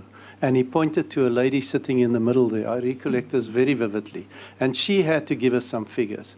Now, I'd just like to alert Mr. Smith to this. He's quite right. It's very difficult to reconcile the value of the contracts with the documentation. But that lady gave us an indication it's about 4 or 5 million, if I understand correctly. I don't know whether it was perhaps somebody sitting here in the room. And then as we walked out, I asked, I believe it was the AG, whether that was the full amount and whether it was correctly disclosed. And I recollect very vaguely, and this is informal, no, there's a lot more. That's what I recollect. But we are shocked as a committee today. We are totally devastated to hear that the amount is 25 million. Now, this is a deliberate attempt to mislead an oversight committee of Scopa, if that is the case. And I have sympathy with Mr. Smith, trying to reconcile documents with the values. I think we as a committee, and to listen to other submissions, that doesn't make sense, where there's a clear indication of non-compliance in terms of supply chain management, that we should take a decision that we should be informed in terms of our forensic investigation, whoever, and then the outsourcing of an in-house institution to Sekela and those guys to do further investigations. I can just say this is an absolute duplication of the role of the AG. And I think the Honourable Smith that day said he will not allow the AG to be second guessing in terms of this. To appoint these people as an outside source to do the investigation was putting an already constrained entity that cannot pay the staff, which there was no admittance of a crisis, into a much more serious crisis. And if that amount is 25 million, I think we are dealing with criminality to the extent that it's unimaginable. And Chairperson, I as a committee would recommend that we take some decisions as to what exactly we would like to hear and what we would like to take action on. Thank you. First question, Comrade Kuno. Thanks, Chairperson. I agree with my Comrade Boy, did I see your hand colleagues. up? Comrade, okay. Yeah, I continue. agree with my colleagues, Chairperson. Heads have to roll. What they are saying. In fact, one of the ladies from Sakela, yeah, Kabiso, she's also from the Auditor General's office. She was a senior executive in the Auditor General's office. So it's a but you know, Chairperson, that's why there are withdrawal of documents that are already given. There's something that people are hiding. I think the fear that the minister spoke to in the morning and what the deputy chairperson has as well, it's going to go on and on. But I have a problem. I don't want to repeat what they've said because I agree fully with them. I have a problem when an internal auditor, when he, are you internal audit? Yes. When he opens a statement and he says that documents are not filed properly, you cannot shift blame. Much as I agree that Agoma is a problem, but it's not the sole problem of SABC. And you cannot shift the blame. Where are your documents as internal audit? Whether you have been given job, work, or you are not given work, but you should have your own documents that you have filed. So if we shift blame, we are not going to solve the root causes of SABC. So I'm just saying that we have a problem, that we have all agreed that we have a problem. Let us address the problem and let us try to be as honest as possible, at least the senior managers that are here. Thanks, Chair. Yes, Comrade Boy, then I'll come to you. And then No, I just thought that, Chairperson, you know, it's very nice to read about Saka Cabo. You see, it says still on the minutes there that he stated that this is now Mr. Matthew. He stated that he had advised Mr. Matthew that in the event that the issue was not resolved, the SABC would receive an audit qualification. Saka Cabo was required to determine the irregular, fruitless, and wasteful expenditure from prior years for proper disclosure, and the Auditor General to sign off on the amount. He stated that the SABC did not have the internal capacity to resolve the irregular, fruitless, and wasteful expenditure issues, and was of the opinion that there was a conspiracy to prevent the appointment of Saka Cabo. That's what you know, ma'am. It's not you telling us the truth. This is the state of this contract that you are trying to mislead us about, that you think that we should believe in your presentation. You were fighting about it. It's not us who are fighting.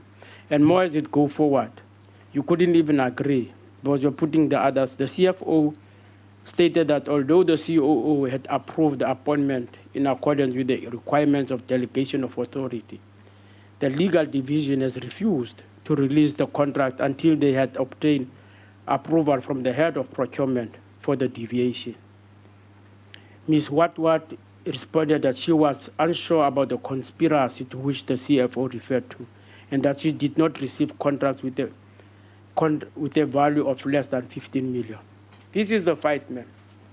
You are not telling us the truth. And no, don't tell us you are not there. You were doing a presentation, and you make us want us to believe. And we told you that we know what is going on in the SABC. And we're not even quoting we're not listening to you. We're telling you that Agoma ran away because you knew that we have got facts about what is going on in the SABC. And you came here to come and mislead Parliament. And you knew that we came to the SABC. And the commitment that we made to help you, you are moving away from it. You are misleading Parliament. And that poor gentleman doesn't know that we do have. He doesn't have to tell us the institutional arrangements say we have got facts. We know what is going on in the SABC. And these are the facts. That Saka Cabo is a controversial appointment inside the SABC, not outside. So we can't take that report anywhere because they are appointed on a wrong mandate. My colleague there is talking about something also in your minutes, in different dates. How can we listen to you? And this is the interim board is supposed now to be aware that we do know what is going on. and you are sent on a mission to come and be seen and be that you are in conflict with Parliament. And that's not what it is. Agoma has run away from these minutes because he knew Saka Cabo is a wrong appointment. That's why it's at 25 million today. And that is the disaster. And that report can't be authentic because they themselves are not authentic. And that's where our problem is now. All right. Okay. I want us to, we must decide what we want to do with those questions because they need to be responded to from the side. Comrade Chilwan. Chairperson, we fully agree with what you are saying. Unfortunately, you know, these matters, they would want us to speak more. Because, you know, unfortunately, Deputy Chairperson of the Interim Board, the booking off of somebody who's not at work has compromised us to be here we are today. Because that is why, without speaking like we are doctors or whoever, we'll say, unfortunately, Mr. Aguma did not want to come and account. Because everything that has happened, everything that we are doing, has had to happen under his watch. And I don't know, Chairperson, we had an arrangement as with the Hawks. As our stakeholders, I haven't seen them in our meetings. Because for these reasons, Chairperson, we need them to be here. Because this is purely corruptive issues that have been taking place in the SABC. And we just need to set an example. We cannot be sitting here and be seen like we're lamenting over nothing. But where there's proof that something has went wrong with the public funds, Chairperson. I just wanted to raise, Chairperson, that issue. Okay. Okay. Comrade Mente and then Comrade Kekane. And then we... Chair, thanks, Chair. Chairperson, if I can take you to the page where it says value of contracts with Saka Cabo, and you do the maths. I just want to show you the criminality on this thing. And you do the maths. 2014-2015, it's 4.7 million. 2015-2016, for 8 months, it's 10.3 million. So 10.3 and the one below, it's not correlating. Now, you take the one in 2016-2017, it's 9 months. It's more than the 8 months, but it's less amount than the one that had more months to do the very same work. It was just numbers being pasted or numbers given. Take this money. It doesn't matter how much work you have, but we'll just give you, you are our channel of financing whatever was being financed at that moment. Now again, let's go to the contracts. The contract of 2015, and you compared them to the minutes of the 2015 meeting. The contract of the SABC was signed April 2015, the one of 2015, but the BAC that approved the contract, that approved the tender, said in May, you first sign, and then you instruct the BAC, go sit and just do whatever it has to be. Just a matter of process and documentation. You first sign, and then the body that is supposed to decide if we take these people or not sits after you have signed. It doesn't make sense. Okay. Comrade Kekan. No, Kiabo Kamdulas too. Chair, I think we have dealt with the issue, and it is very clear that the company that was appointed to assist the SABC to deal with the fruitless and wasteful expenditures was illegally appointed. I think that point, everybody agrees to that. And I don't think it would help us, that is, to look at the contract itself, because obviously it is very clear that the contract was illegal. And if you look at the presentation from, that is, the representatives from the SABC, they have acknowledged that also. I think it is slide, the last slide before, thank you. They concede that this matter has been referred to the SIU for investigation. And my proposal would then be, let's not lament on the issue, because already there is a process that is undertaken by, that is the SABC. All what I need to know is, when was this that is referred to the SIU? What progress that is there on the issue? Because everybody accepts, that is from the team here and the SABC itself, that this is illegal and it needs to be investigated by the law enforcement agencies. And what follow-up are you making in terms of this issue? Because we need to finalize this issue and close it. Rather than us looking at the contracts, we accept, and you also accept, that there are flaws in terms of this contract. And when you go through the contract and the documents supplied, that is by yourselves, there is a clear acknowledgement that this is pure criminality. And all what we are saying is, just give us the timelines in terms of your referral of this issue to the SIU, and from here, what are we then going to do? All right. Yeah, I think if you look at the December 2016 contract, it's signed on the 23rd of December, but Sekele Xabiso's project billing schedule starts in November. Then goes to December, just like that, just like that. I'm sure it should be some printing errors, but those are the things that you pick up. Comrade Vincent, can you assist us? Yes, yeah. I think, in concurring with what all members have said, so that we so that we dispense with the contract part of it, Chair. I think, however, it's not as simplistic as we are making it out to be. First of all, let me make the point that the accounting authority, if there's another cent spent on this, you'll fall foul of the PFMA, because it's your role to prevent. I think that's the first point we must make to you. Another cent spent on this contract, you'll fall foul of the PFMA because you have failed to prevent it. By your own admission, you said this contract was irregular.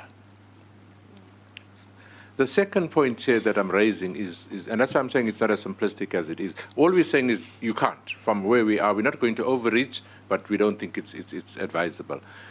The second one, Chair, that worries me is the financial exposure that this transaction has caused the SABC. Because if you unilaterally suspend this contract, as we are advising you to, and there are costs that they could claim, what do we do? So it's not as simple as saying don't pay them anymore, but if you are contractually obliged to do it, then you are exposing us to, and I'm not saying that must be the mitigation. All I'm saying is go and do what you need to do. Because you're exposing us, and the more you do it, the more you expose us. The second point is, if you continue to pay them, I will call for your dismissal. I will call for your dismissal, because the minister said, or somebody else here said, we must begin to register delinquent directors. You will be the example of delinquent directors. From Scopa, Chair, we must make it clear, they will be the first example of delinquent directors, because we are saying it to them by their own admission. So I think let's wrap it up. I agree with our colleagues that this thing cannot continue. It has been proved. It's gone to the SIU, and for you to make sure that the SIU expedites or assists you in mitigating between, do we cancel it or do we pay a penalty for cancelling it? That's your problem. It's not our problem. But any cent spent on this thing I can assure you you'll be delinquent directors and we'll call for your head. So I think let's leave the contract. And I think it assisted us to expose to them the kind of work that has been done. And I'm sure this will repeat itself in all the other contracts. So I think it gives you an example of being proactive, Chair. So I think we've beaten the contract part of it to death in the sense that it's just illegal, doesn't hold water, and we will take you to task if you spend another cent on it. I'm not sure then, Chair, that there's anything else to talk on contract. Yeah, no, I wanted us to check with the, to have internal audit, here, internal audit. We have forensic audit. Can you talk to us in terms of your capacity once? Because the reason for hiring this external body, it was because we have no capacity. But when you look at their proposal of the work they must do, it is all about looking for papers. And even at that, SABC must employ a project manager who must be the one responsible for looking for papers and giving these people whenever they want them.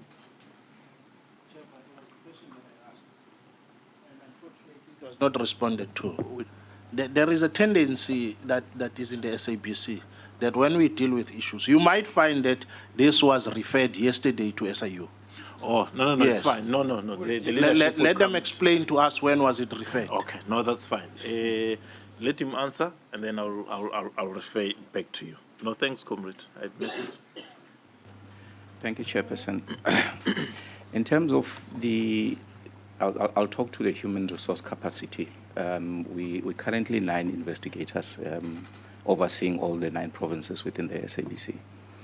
And secondly, in terms of fruitless and irregular expenditure, we have been keeping a schedule of cases that we come across where we pick up that there was irregular and fruitless and wasteful expenditure. So now the unfortunate part is that when Saka Cabo was brought into the picture, we were not consulted. There was also no transfer of skills in terms of, for the first year, they will work with our team so that where maybe we are lacking, we can also learn from them. So that has never happened.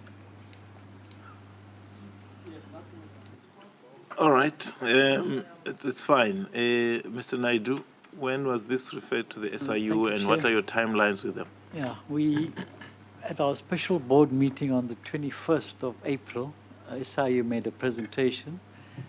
We then took a decision to engage them.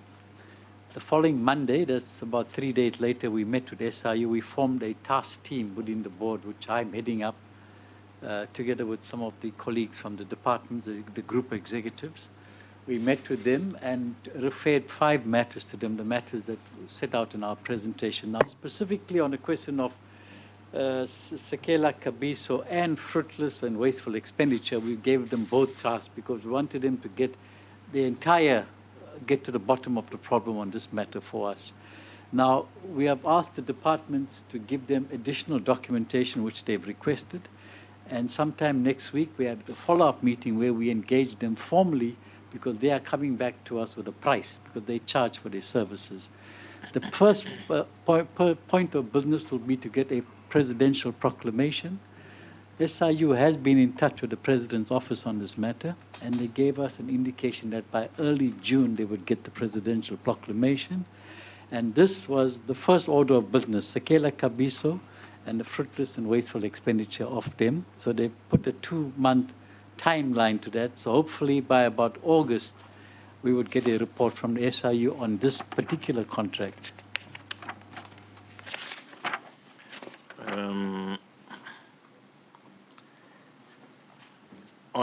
It's a pity the pages are not numbered, but on this page, referral to SABC Forensic Unit.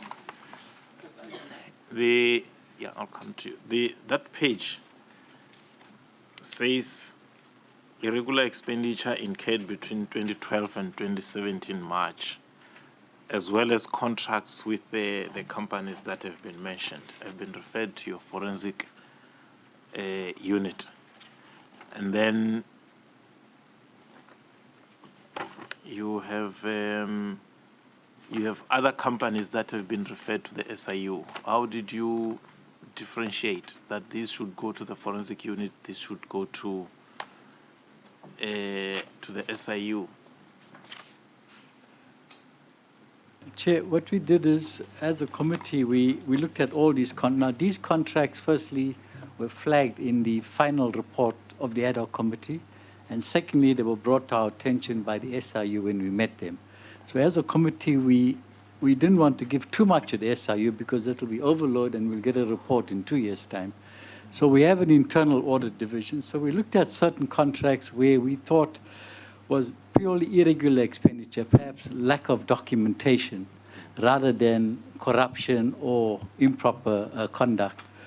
So on the contracts that we referred to SIU, it was very, very clear to us that these matters were really crying out for an independent audit as to opposed to having in-house audit, because the problem with in-house audit sometimes is that influence can be brought to bear on individuals conducting those audits, and we may not get the outcome that we expect.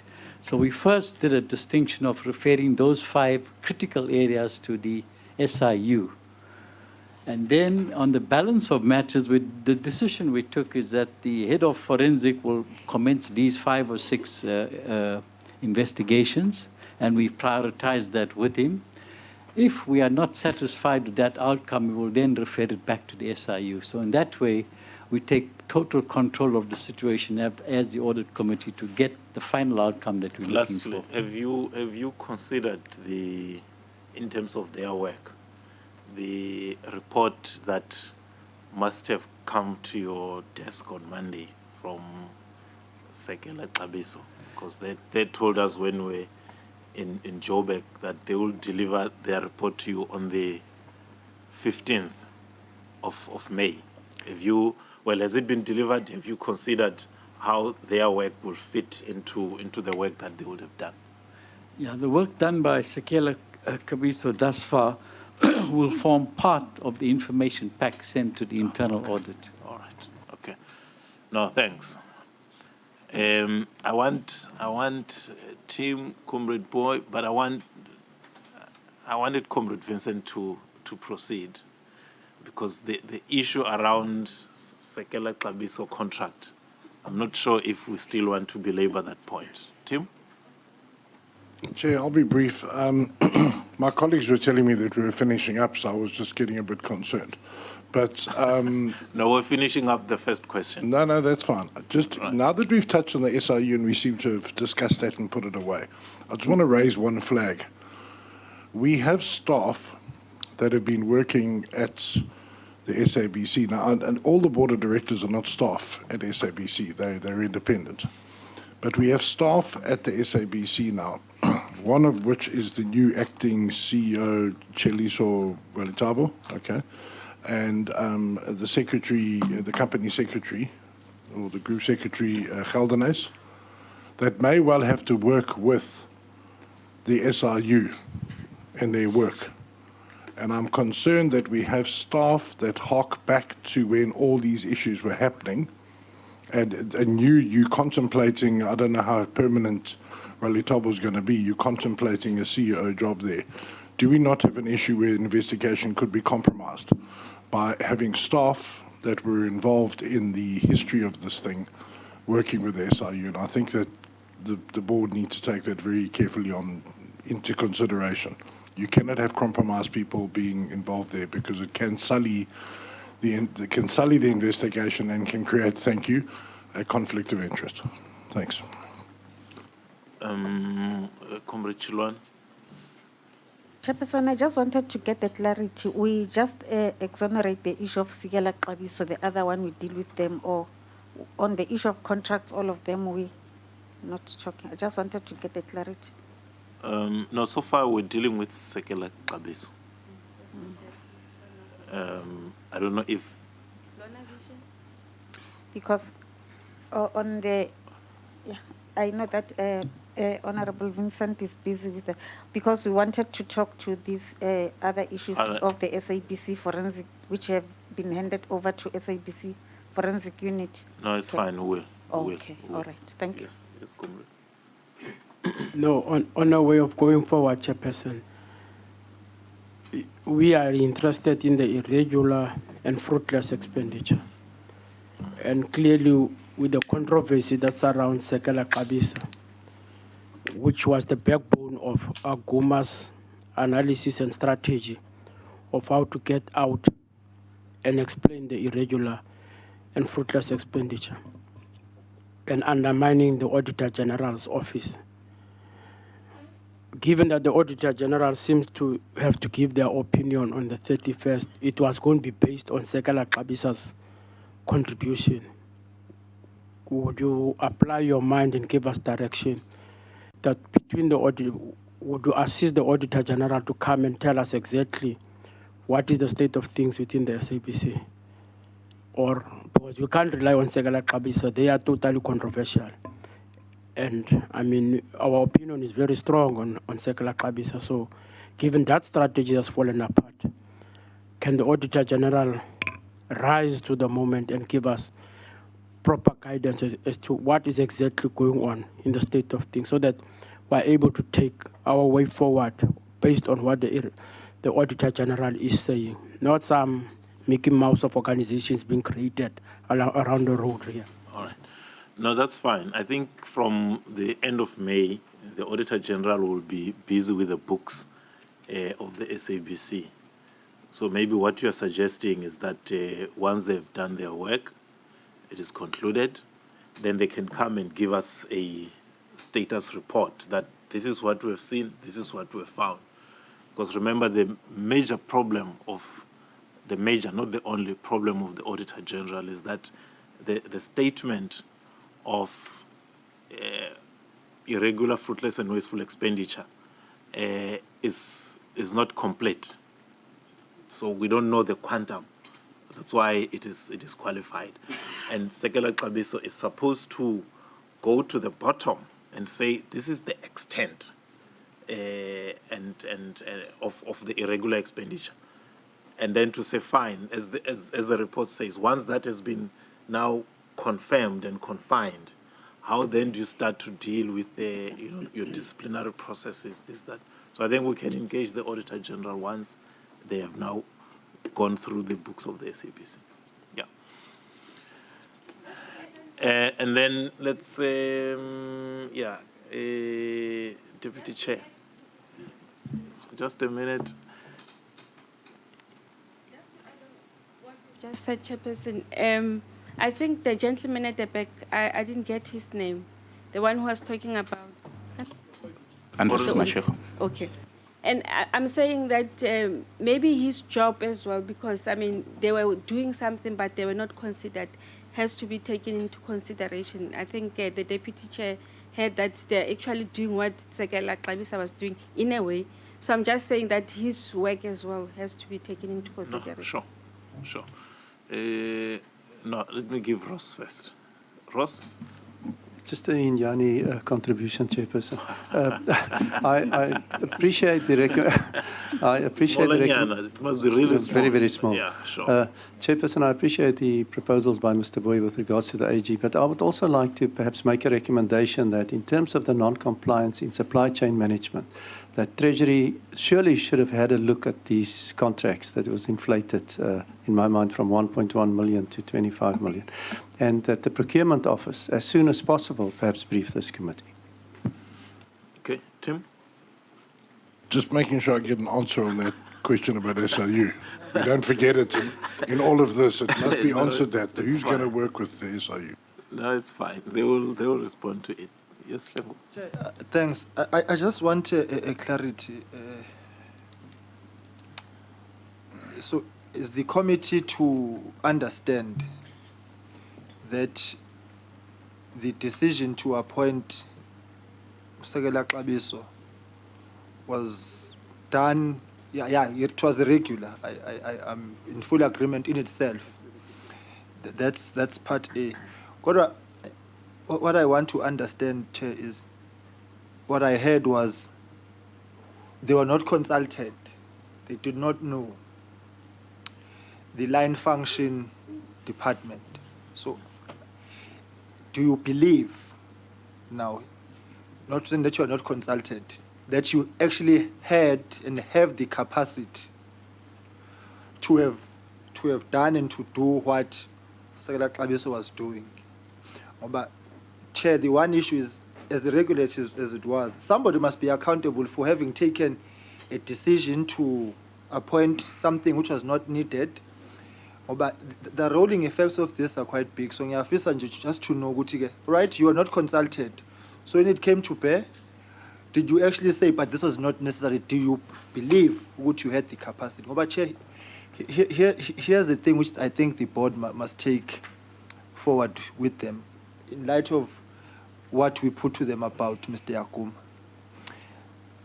is that investigate the serious allegation that Mr. Aguma at some point resigned, and that resignation between him and somebody else was subsequently withdrawn and arrangement was made because a gun was to his head.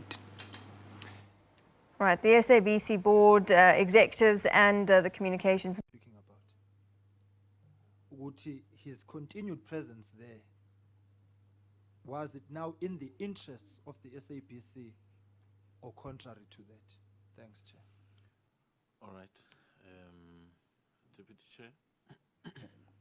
Thank you, Chair.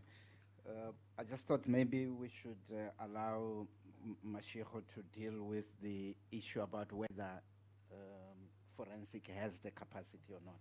Then I'll deal with Honorable Tim's question and make sure that it doesn't disappear.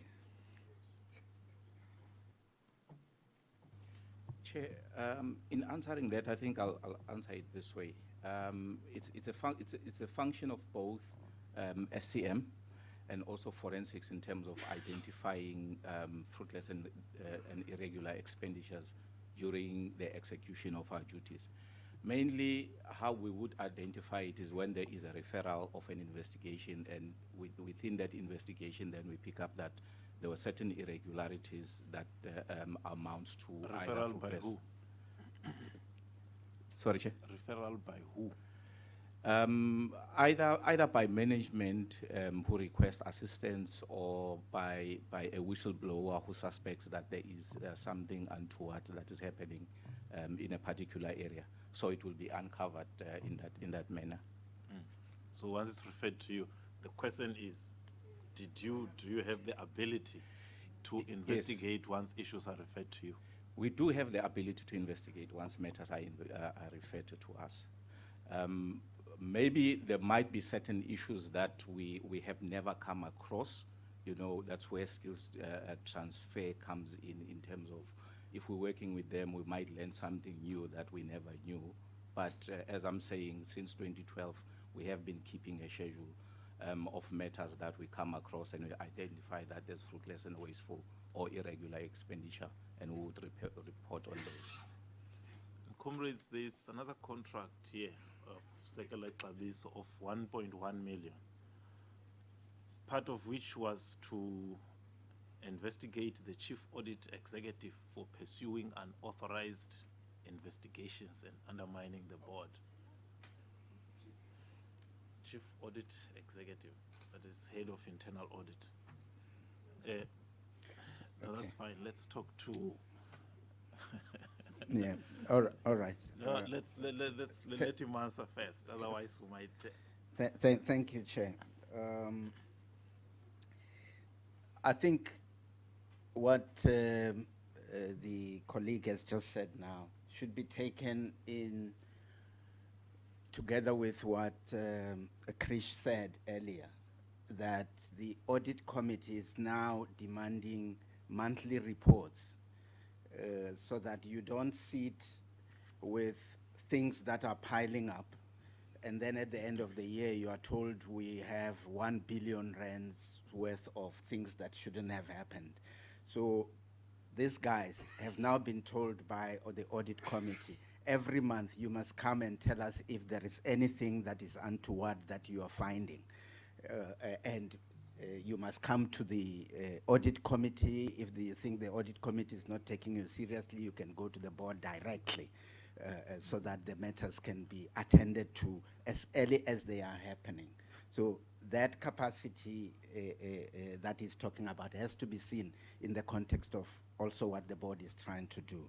Now to the issue about conflicted staff that we have to deal with on a daily basis, and who is going to be dealing with the SIU. We find ourselves in the same position that this country found itself in 1994, where the democratic government had to function using the same bureaucracy that was responsible for the oppression of our people. So the challenge is on us as the board about how we navigate that space, but we are alive to the fact that the people that, some of the people that we are relying on are the same people who are responsible for that. So how do we mitigate all of those things, but make sure that we make progress as we go forward? So as I sit here as the deputy chair of this interim board, I can say to you, honorable team, that we are alive to the challenges and we do everything that we can. Whatever little progress that has been made now has not been without the kind of challenges that you are talking about. To produce the document that the minister is saying is insufficient needed a lot of going forward and backwards to ensure that we get the information that we want from people who were not really willing to do so. But we're here, we're committed, and we will do it. Okay. Comrade, please, comrades, I want to go back to Comrade Vincent. Comrade Mente and Zokshiya Nomhlanga. Yes, comrade. No, Chairperson, there's something bothering me from, I thought, and that they said you will talk to it, from the statement of Mr. Naidu, that there are cases which the in-house audit team cannot really take care of, simply because they're trying to run away from briberies, those threats and everything. But then that is going to be an ongoing process. If we hire in-house audit people that are not credible enough to look into what they have to do without being told by other people outside that you do it this way or you are dead. We cannot open up a space where we doubt that our in-house audit teams can perform and be equal to the task. That one has to be rooted out. If a person is not equal to the task, out. We need audit teams in each and every entity, simply because we're trying to save the money of this country. So we cannot continue to outsource because we are saving the lives of the people that are disloyal. If a person cannot be loyal, out. Thanks. All right. You know, Comrade Vincent, I think you basically murdered the hearing. No apology accepted. No, I'm looking at this situation, comrades, that the information that we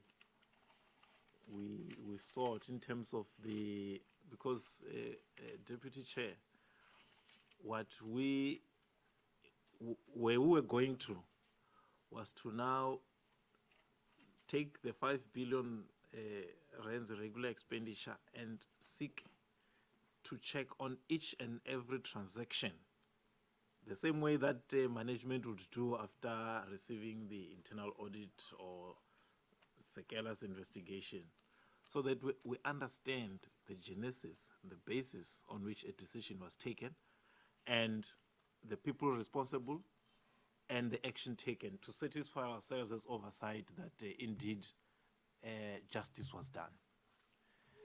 Now, I don't know, comrades, there are two things arising from the report. One, it is that there is referral to the forensic unit and there is referral to the SIU. I wanted to suggest that two things we do. One has been what Comrade Boyes suggested, that once the Auditor General has done his job, she's sitting there at the back, we can then engage the AG on their finding. But two, I wanted to suggest that once the presidential proclamation has been done on engaging the SIU, we may need to engage them. We can decide whether right at the beginning to make sure we have a common understanding on the work that they are going to do, and or once their report is out, them together with the SABC and or even the work of the forensic audit to follow up on it once they've given reports, whether in part or in full, to say on the work that you have already done, this is what you have found, let's talk to it. I wanted to look into that possibility. I'll start from the left, right to my extreme right. Yes. Chair, I agree that that makes sense, but I just have three questions I want to ask the board before we move on. And can I quickly do them? It'll take me 1 minute. The first question, Deputy Chairperson, whoever can answer, is what is the amount of bailout that you're talking to Treasury about? Clearly, you're going to need a bailout. We need to know what the amount is of the bailout that you're going to be requesting. Please, if you could tell us that. The other question I was is has SABC managed at this point to pay the recipients of the Metro FM awards? Has that been sorted out? Okay. And then three, royalties. How many royalties are owed? Because this whole 90%, 10% content issue is out there. And it almost seemed as if the SABC is saying, you know what, let's use local content because they're easier to rip off. Okay? Local artists that are struggling don't have the money for the lawyers and the advocates to go to court, whereas Michael Jackson's estate does. So let's use local guys because it's cheap and it's easier not to pay them. Now, our president has told us 30 days. Where are we in terms of paying royalties to our local artists?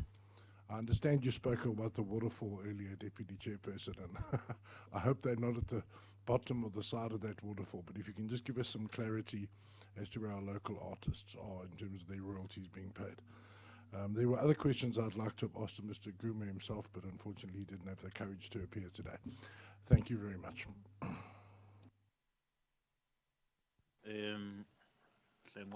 No, thanks, Chair.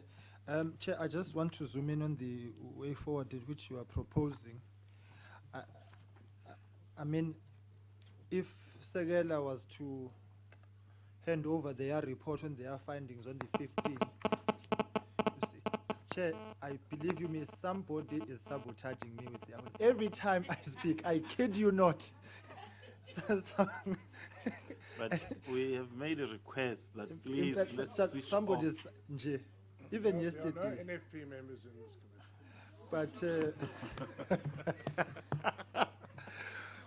Chair, no. Chair, if Segela was to have submitted their report on the 15th, today being the 17th, I doubt that even the board and management would have had the time to have actually gone through it. So I think it's in the interests of justice, quote unquote, that let's allow the process to play itself out. But Chair, I would request that we get a briefing from the SIU, even probably prior the proclamation, so that if there are additions that we want to make, they may inform the scope and content of that. Because once proclaimed, the scope may be limited, and then we want other things in there which we may now be outside their. So, Chair, I would suggest that the MANCO sits down and crafts a timeline, a timetable, specifically on this one. I know we've got the terms program, but I believe that this one may need to run a parallel process to that, so that we can actually, in stages and in sequence, know that where we are. Chair, the final point which I want to make and stress, you know, I get a feeling Wuti staff at SABC is living in a fear of some sort, and the board is, you could even sit when you were there, and the confusion with documents and so on and other things, whether it's to us or anybody else, is just that, hey, if I hand this over, won't I get into trouble? And I really, Chair, want to, no, my phones are off. My phones are off. So, Chair, but what I want to say is that I really believe, Chair Guti, we must assure the board and the staff that we're not on a witch hunt here. We are there to help them. But we can't help them if they can't help us. Give us the information. Be honest about the information. The other thing, Chair, we must not run the risk of trying to replace the portfolio committee. Which, okay. Yeah, so right. Where whatever we may need must be understood that we need it specifically for the work in which is before us. Okay. All right. Thanks very much. Comrade Mente. Chair, just two things from me. I know there is a new board, and the risk with new people is that, like, and that is said to have alluded to earlier on, is that you have to sometimes rely to all the wrong things in order for you to make a decision. However, within the upcoming appointments, in particular the interviews that you're going to conduct, which I hope the board sits with the panel, ensure that the people that get appointed do understand the law of this country, in particular where finances are concerned. Do not allow the political interference. Do not allow the outside world to dictate to you who and what must happen and who must be appointed.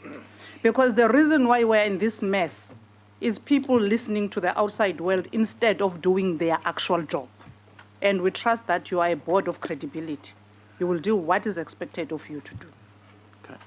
I need not to spell out the regulations they need to understand. We all know what documents that those people have to understand, so that the SABC is saved from the crisis it's in today.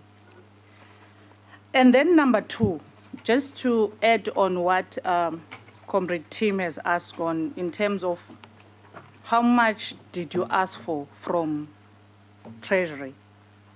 I want to add that how much do you actually need from Treasury? Because you only needed something to curb a situation of now. But the problem is bigger than the situation that we are in now. And we cannot, in this time, in South Africa, lay off some workers, in particular SABC. It's an entity that we are looking up to. And the skill that is already in SABC, you cannot afford to lose it, simply because you cannot pay them. So how much is it that you actually need to save your problems? Thank you. All right. Comrade Vincent? No, Chair, mine is very short, Chair. I concur 100% with your recommendation that we leave this matter because it's been dealt with by the SIU and others, including the AG. And I say that, Chair, because we must be cognizant of the fact that your recommendation is consistent with what Parliament adopted emanating from the ad hoc committee. So Parliament has said, go and do X, Y, and Z. We've adopted it. We are Parliament. So to do or to suggest anything differently, it will be sending mixed signals to this board. So that's why I'm saying, Masi Vale, they must implement as as the Minister has said, they are committed to implement it. It'll then cover all our issues because it is consistent with what Parliament has already adopted. Okay. Comrade Kuno, I'm not forcing anyone to say anything. No. But I wanted giving to say comrades the opportunity to. Comrade Kuno. I'm the most quiet person, Chairperson. Yeah, Chairperson. I know. Don't worry. Continue. I agree with what you have said, the conclusion remarks that you have said.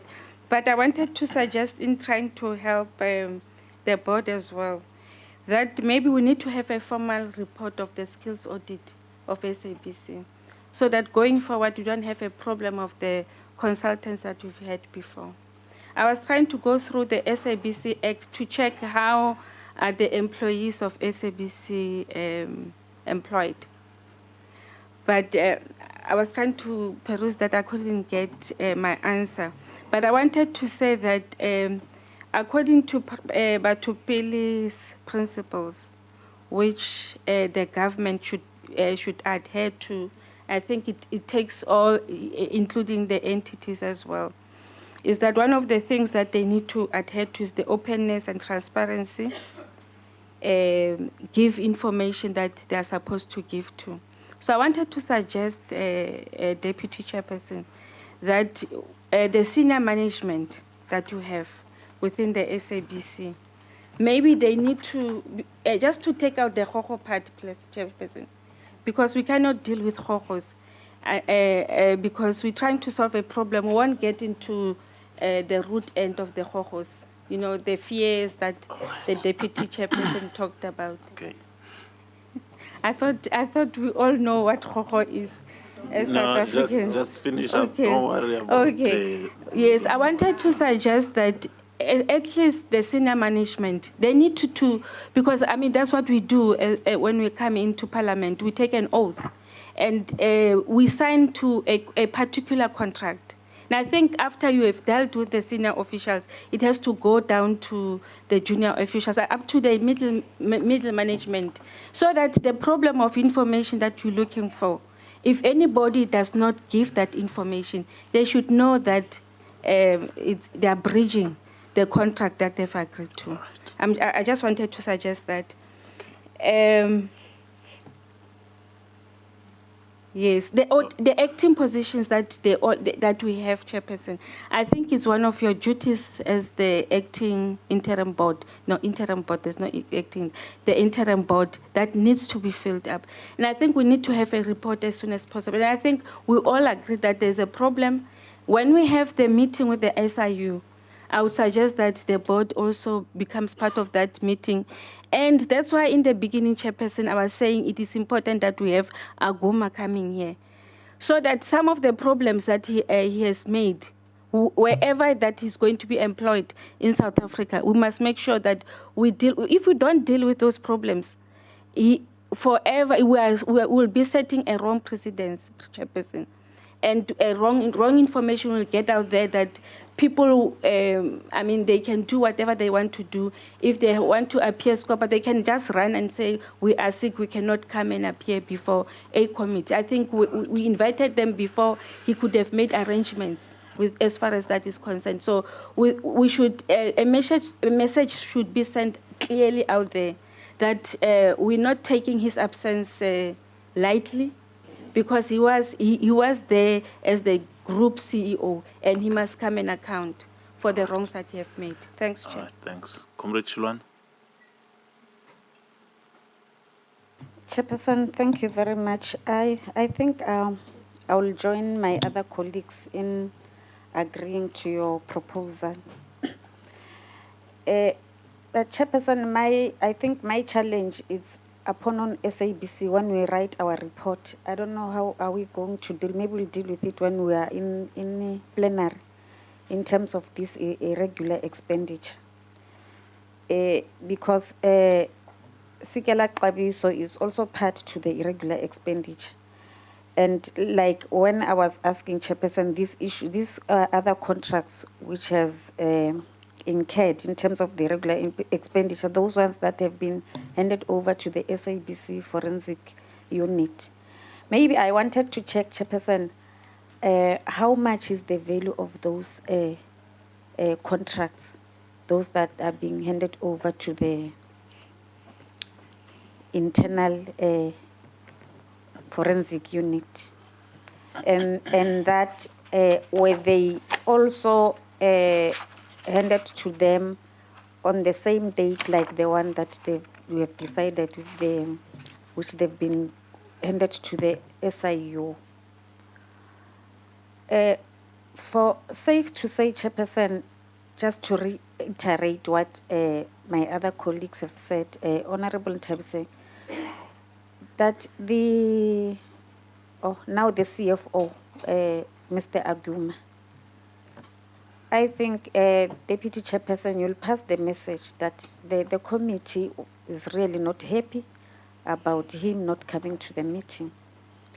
It is his responsibility to come and account together with the board, because so many of the misfortunes or whatever that has happened in the SABC, it was under his watch. So we still need to make him to account. Running around is not going to assist him, Chairperson.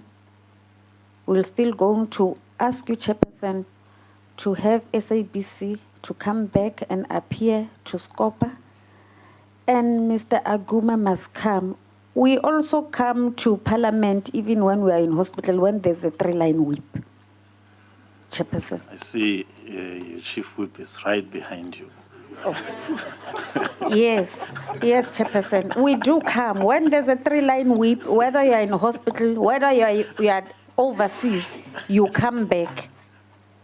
So I think he must also come, Chairperson. This money is a lot, 5.1 billion, Chairperson. He just need to account. I think that one will make us rest enough, or even the South Africans, they will be happy to know what has happened. Because even if people will say Aguma was dead, Aguma was doing that, if he's not here, who's going to speak for him? He must come, Chairperson, and come and account. My proposal is that we still need him. He must come and account. That's my submission. Okay. All right. Comrade Chief Whip, welcome. Comrade Kikan? No, thanks, Chair. I also agree with the, it's not a proposal, actually, your directive. But then I've got a serious problem of democratizing that is this meeting. At the end, we end up going overboard on other issues that are irrelevant on the subject matter. My appeal to you would be, immediately after the directive, we are supposed to close this meeting. All right, you are correcting mistaken ideas, Chairman Mao. All right, yes, yeah, comrade. please. He's running a military zone. This is Parliament. There's some democratic processes. He must exercise that in his military there.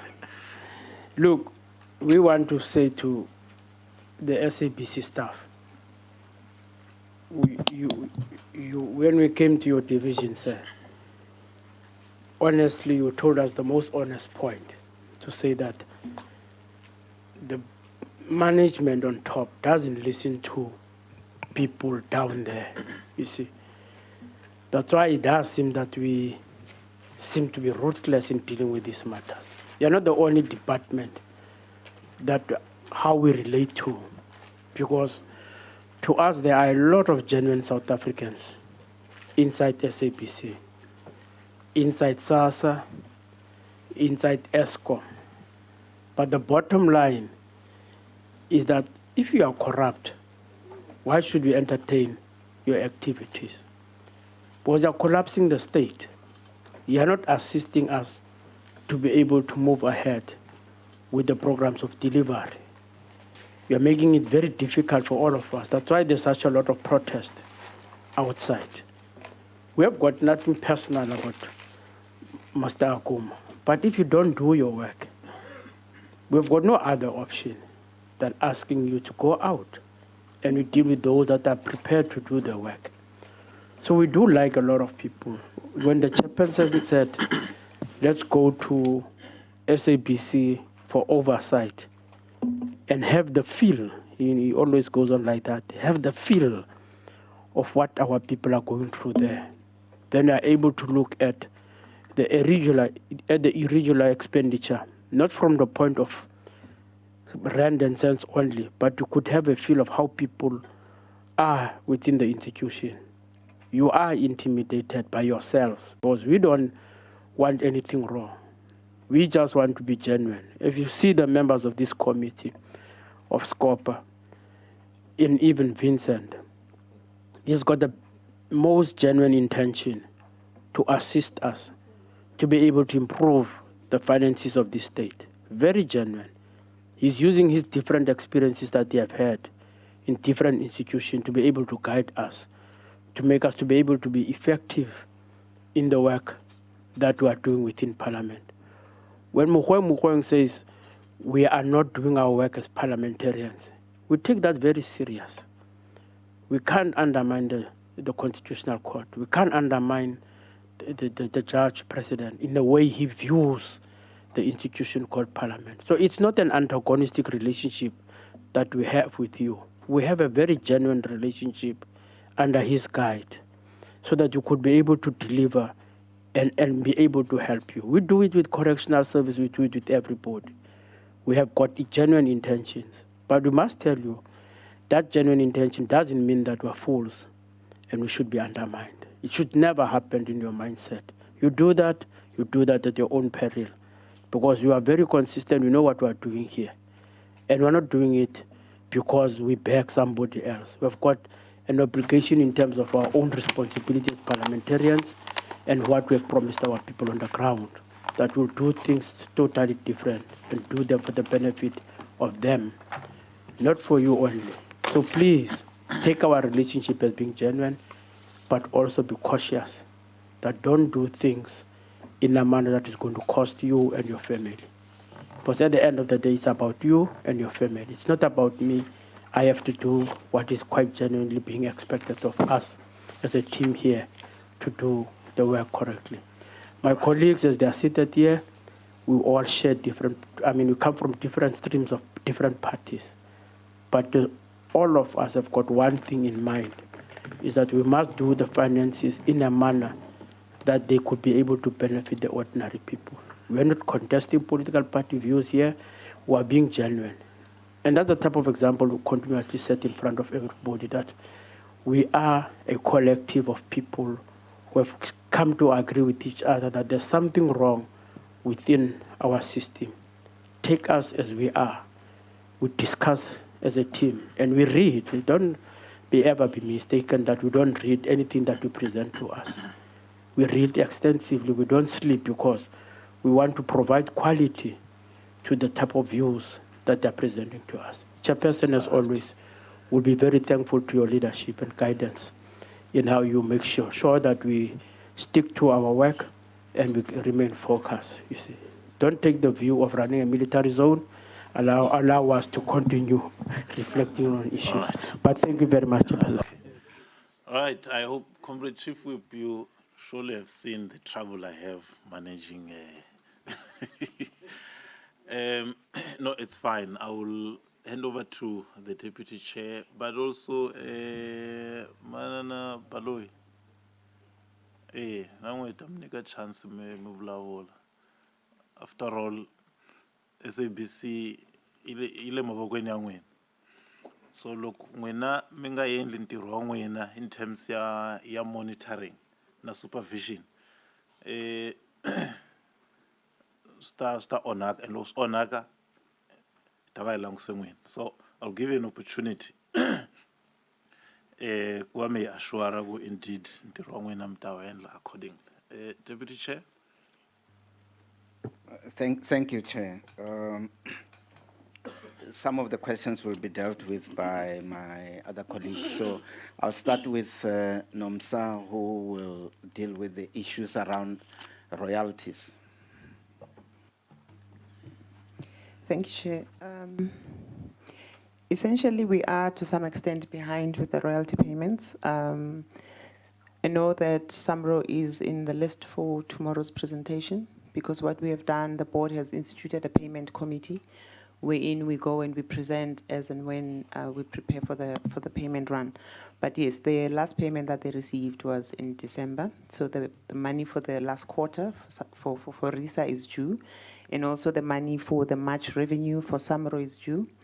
We also have got ECHO and Capasso that have not been paid. The invoices are there, they're loaded, we're just waiting for funds availability. So it's something we will deliberate on tomorrow to see who then gets paid. I don't know if I can email you the amounts, because I'm not sure if I'm at liberty to say the amounts here, but we do have the liability, we understand what it is. What is the okay. The total amounts? All right, so SAMRO, the amount owing is 14.5 million. And then SAMPRA, which is not necessarily a function of the fund's availability, but rather a long-standing dispute, is 52.7 million. ECHO, which is the Association of Independent Record Companies, from October 2016 to now, it's 2.8 million. RISA, which we last paid in December, so from January to April, is 2.4 million. And then Capasso is 3 million. Okay. Then we'll deal with the Metro FM awards. Bessie? Thank you, Chair. The Metro Awards artists, some of them have been paid, but we had two challenges. Oh, sorry, thank you. I'll start again. With the problem of non-payment of the artists for the awards which they were given at the Metro Awards, we had two challenges. The first was the documentation. We struggled to get verified documentation so that we could pay. But we are in the process of reconciling that, and there are documents that are coming through, but not as fast as we would have wanted. We then, as we were dealing with that problem, we then were confronted with our own problem, the cash flow problem. So some of them are in the list that's going to be paid, as NOMSA has indicated. Will be presenting to the payment committee for allocation for that cash. So we're expecting that at the end of this month, we should have paid all of them. Thank you. Okay. Small might lead to, makanya pusha to mark. Yes. Small thing.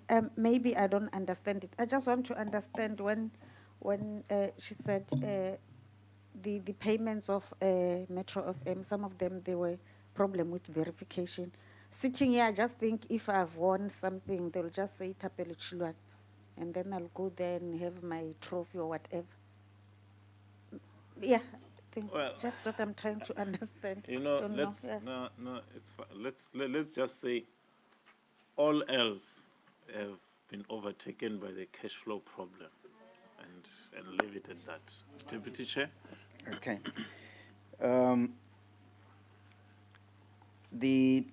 The last question was about, we haven't asked for a bailout. We've asked for a guarantee from Treasury, which we would use to go and request a loan from the bank, because if we go to the bank on our own, the banks don't trust us anymore. Okay.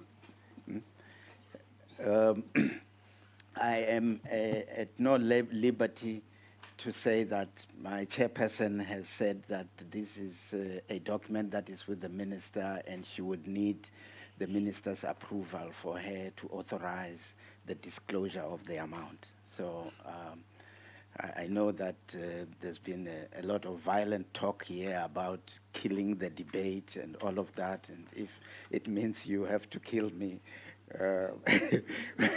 Please, but those are my instructions.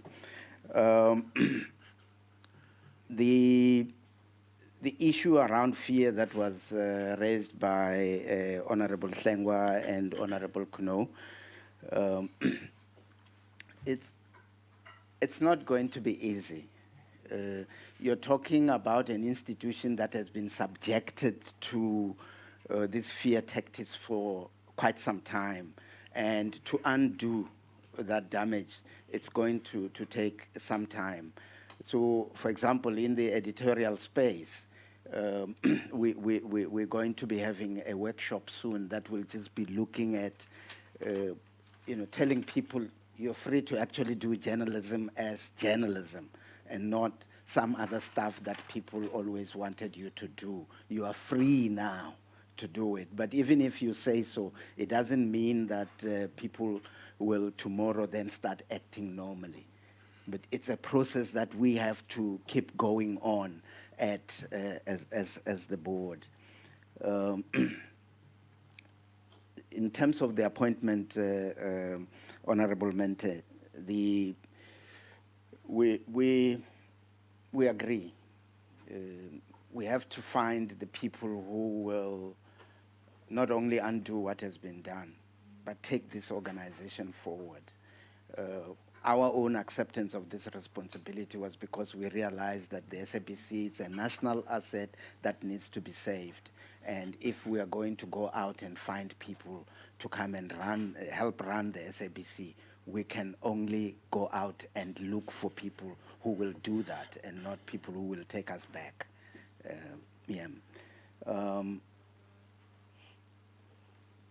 The Honorable Chilwane, the question about the total referrals, how much it is, the CFO has committed to submitting those numbers tomorrow through the chair. And as and when I see him, I will tell him that you want him. All right. Thanks very much.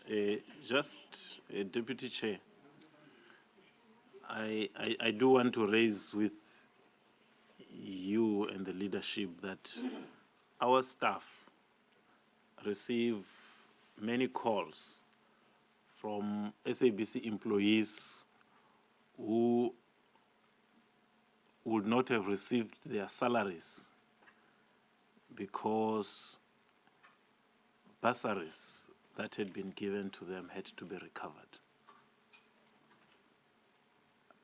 I sincerely would want you to look into that, and I will check with Ben here and Tombi to see if they have taken down names, and for us to know in future that in fact, the first call we got was the following day after we had left the SABC when we were at the airport. So would want this to be looked into, because I think it just cannot be right. And the fear factor that Lengo was talking about, it's something we experienced when we were there. There were documents that were requested when we were in one of the sections. Subsequent to that, anywhere and everywhere Ntombi went, there was a security fellow.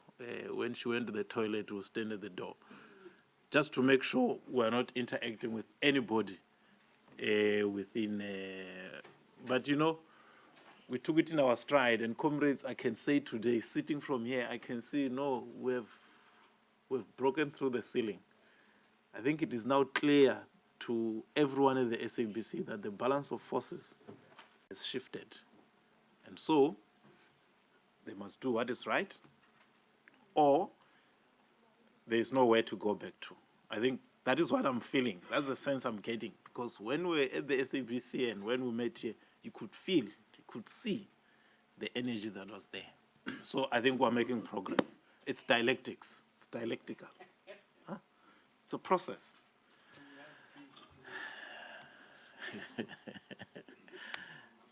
That was the University of Ideological Training. Manan, what do you have to say for your department that is supposed to be a parent, but was there, and it was not there?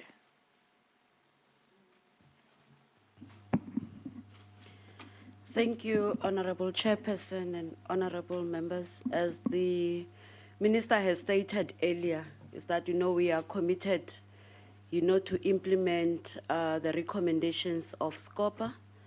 And in terms of the SABC, we've got a unit called Entity Oversight that looks after, the all the entities, including the SABC. We are committed, to assist, and we continue to assist them, on a daily basis. But however, as the minister stated that, there are no systems, or adequate systems in certain areas, we'll be actually looking at all the areas that, that requires, compliance, especially with the PFMA. It's worrisome if, you get, executives that, in terms of the Public Finance Management Act, actually do not support the accounting officer to ensure that, he or she does what is expected to do. That is one of segregation of duties, as you heard, that, the supply chain management area is a problematic area. We will be, assisting, and where possible, will also engage the Office of the Chief Procurement Officer from National Treasury to come in and assist, in that particular regard. I think you also had the issues of skills. I think the board will deal with that, but that is one aspect that the board will need to prioritize in terms of putting the right people with the right skills in the right positions, and also, focus on the skills development, the reskilling of employees, to actually be prepared, for the digital era, because that is one of the complex priorities, that the SABC is faced with. And regardless of, the challenges, I think we have not actually, and we always pray in the department that, we're not gonna reach the stage of blackout, in the SABC. There's work that has started, that is giving us hope that, that is being done. And as far as the other departments that will help us with the unfunded mandate of the broadcaster, we will be engaging them, as soon as possible to ensure that, we share the costs, and moving into an area of content development, we are not found wanting with the digital migration project. But I think it needs all of us, and we appreciate the fact that you have committed not to be targeting us, and we are happy that, the Hawks did not pitch up today. And so we are committed as a department. We'll work very hard, and we have also picked up one important thing that, at the SABC, that, during their induction, they do not ultimately, induct their own employees. That even if we say that it's a national key point, if you appointed someone and, contravene the law, they might play in the ignorance game. So we are working with the state security, to ensure that, what the SABC is supposed to comply with, comply, and will also build in capacity around that area, so that the challenges do not recur. Okay. Thank you very much. Comrades, three things. One, this document that we got from the Legal Service of Parliament on the SASA judgment, let's just read it, study it. Two, let's remember, she says they have something called oversight, entity oversight. I think when we have the SABC, that group must come, because it means their responsibility is to look after the welfare of the entities within the department. What are they doing? And thanks very much, Comrade Chief Whip. there is lunch. So make sure it is not fruitless and wasteful expenditure. It must be consumed. Thanks very much, Deputy Chair and management. All of the best.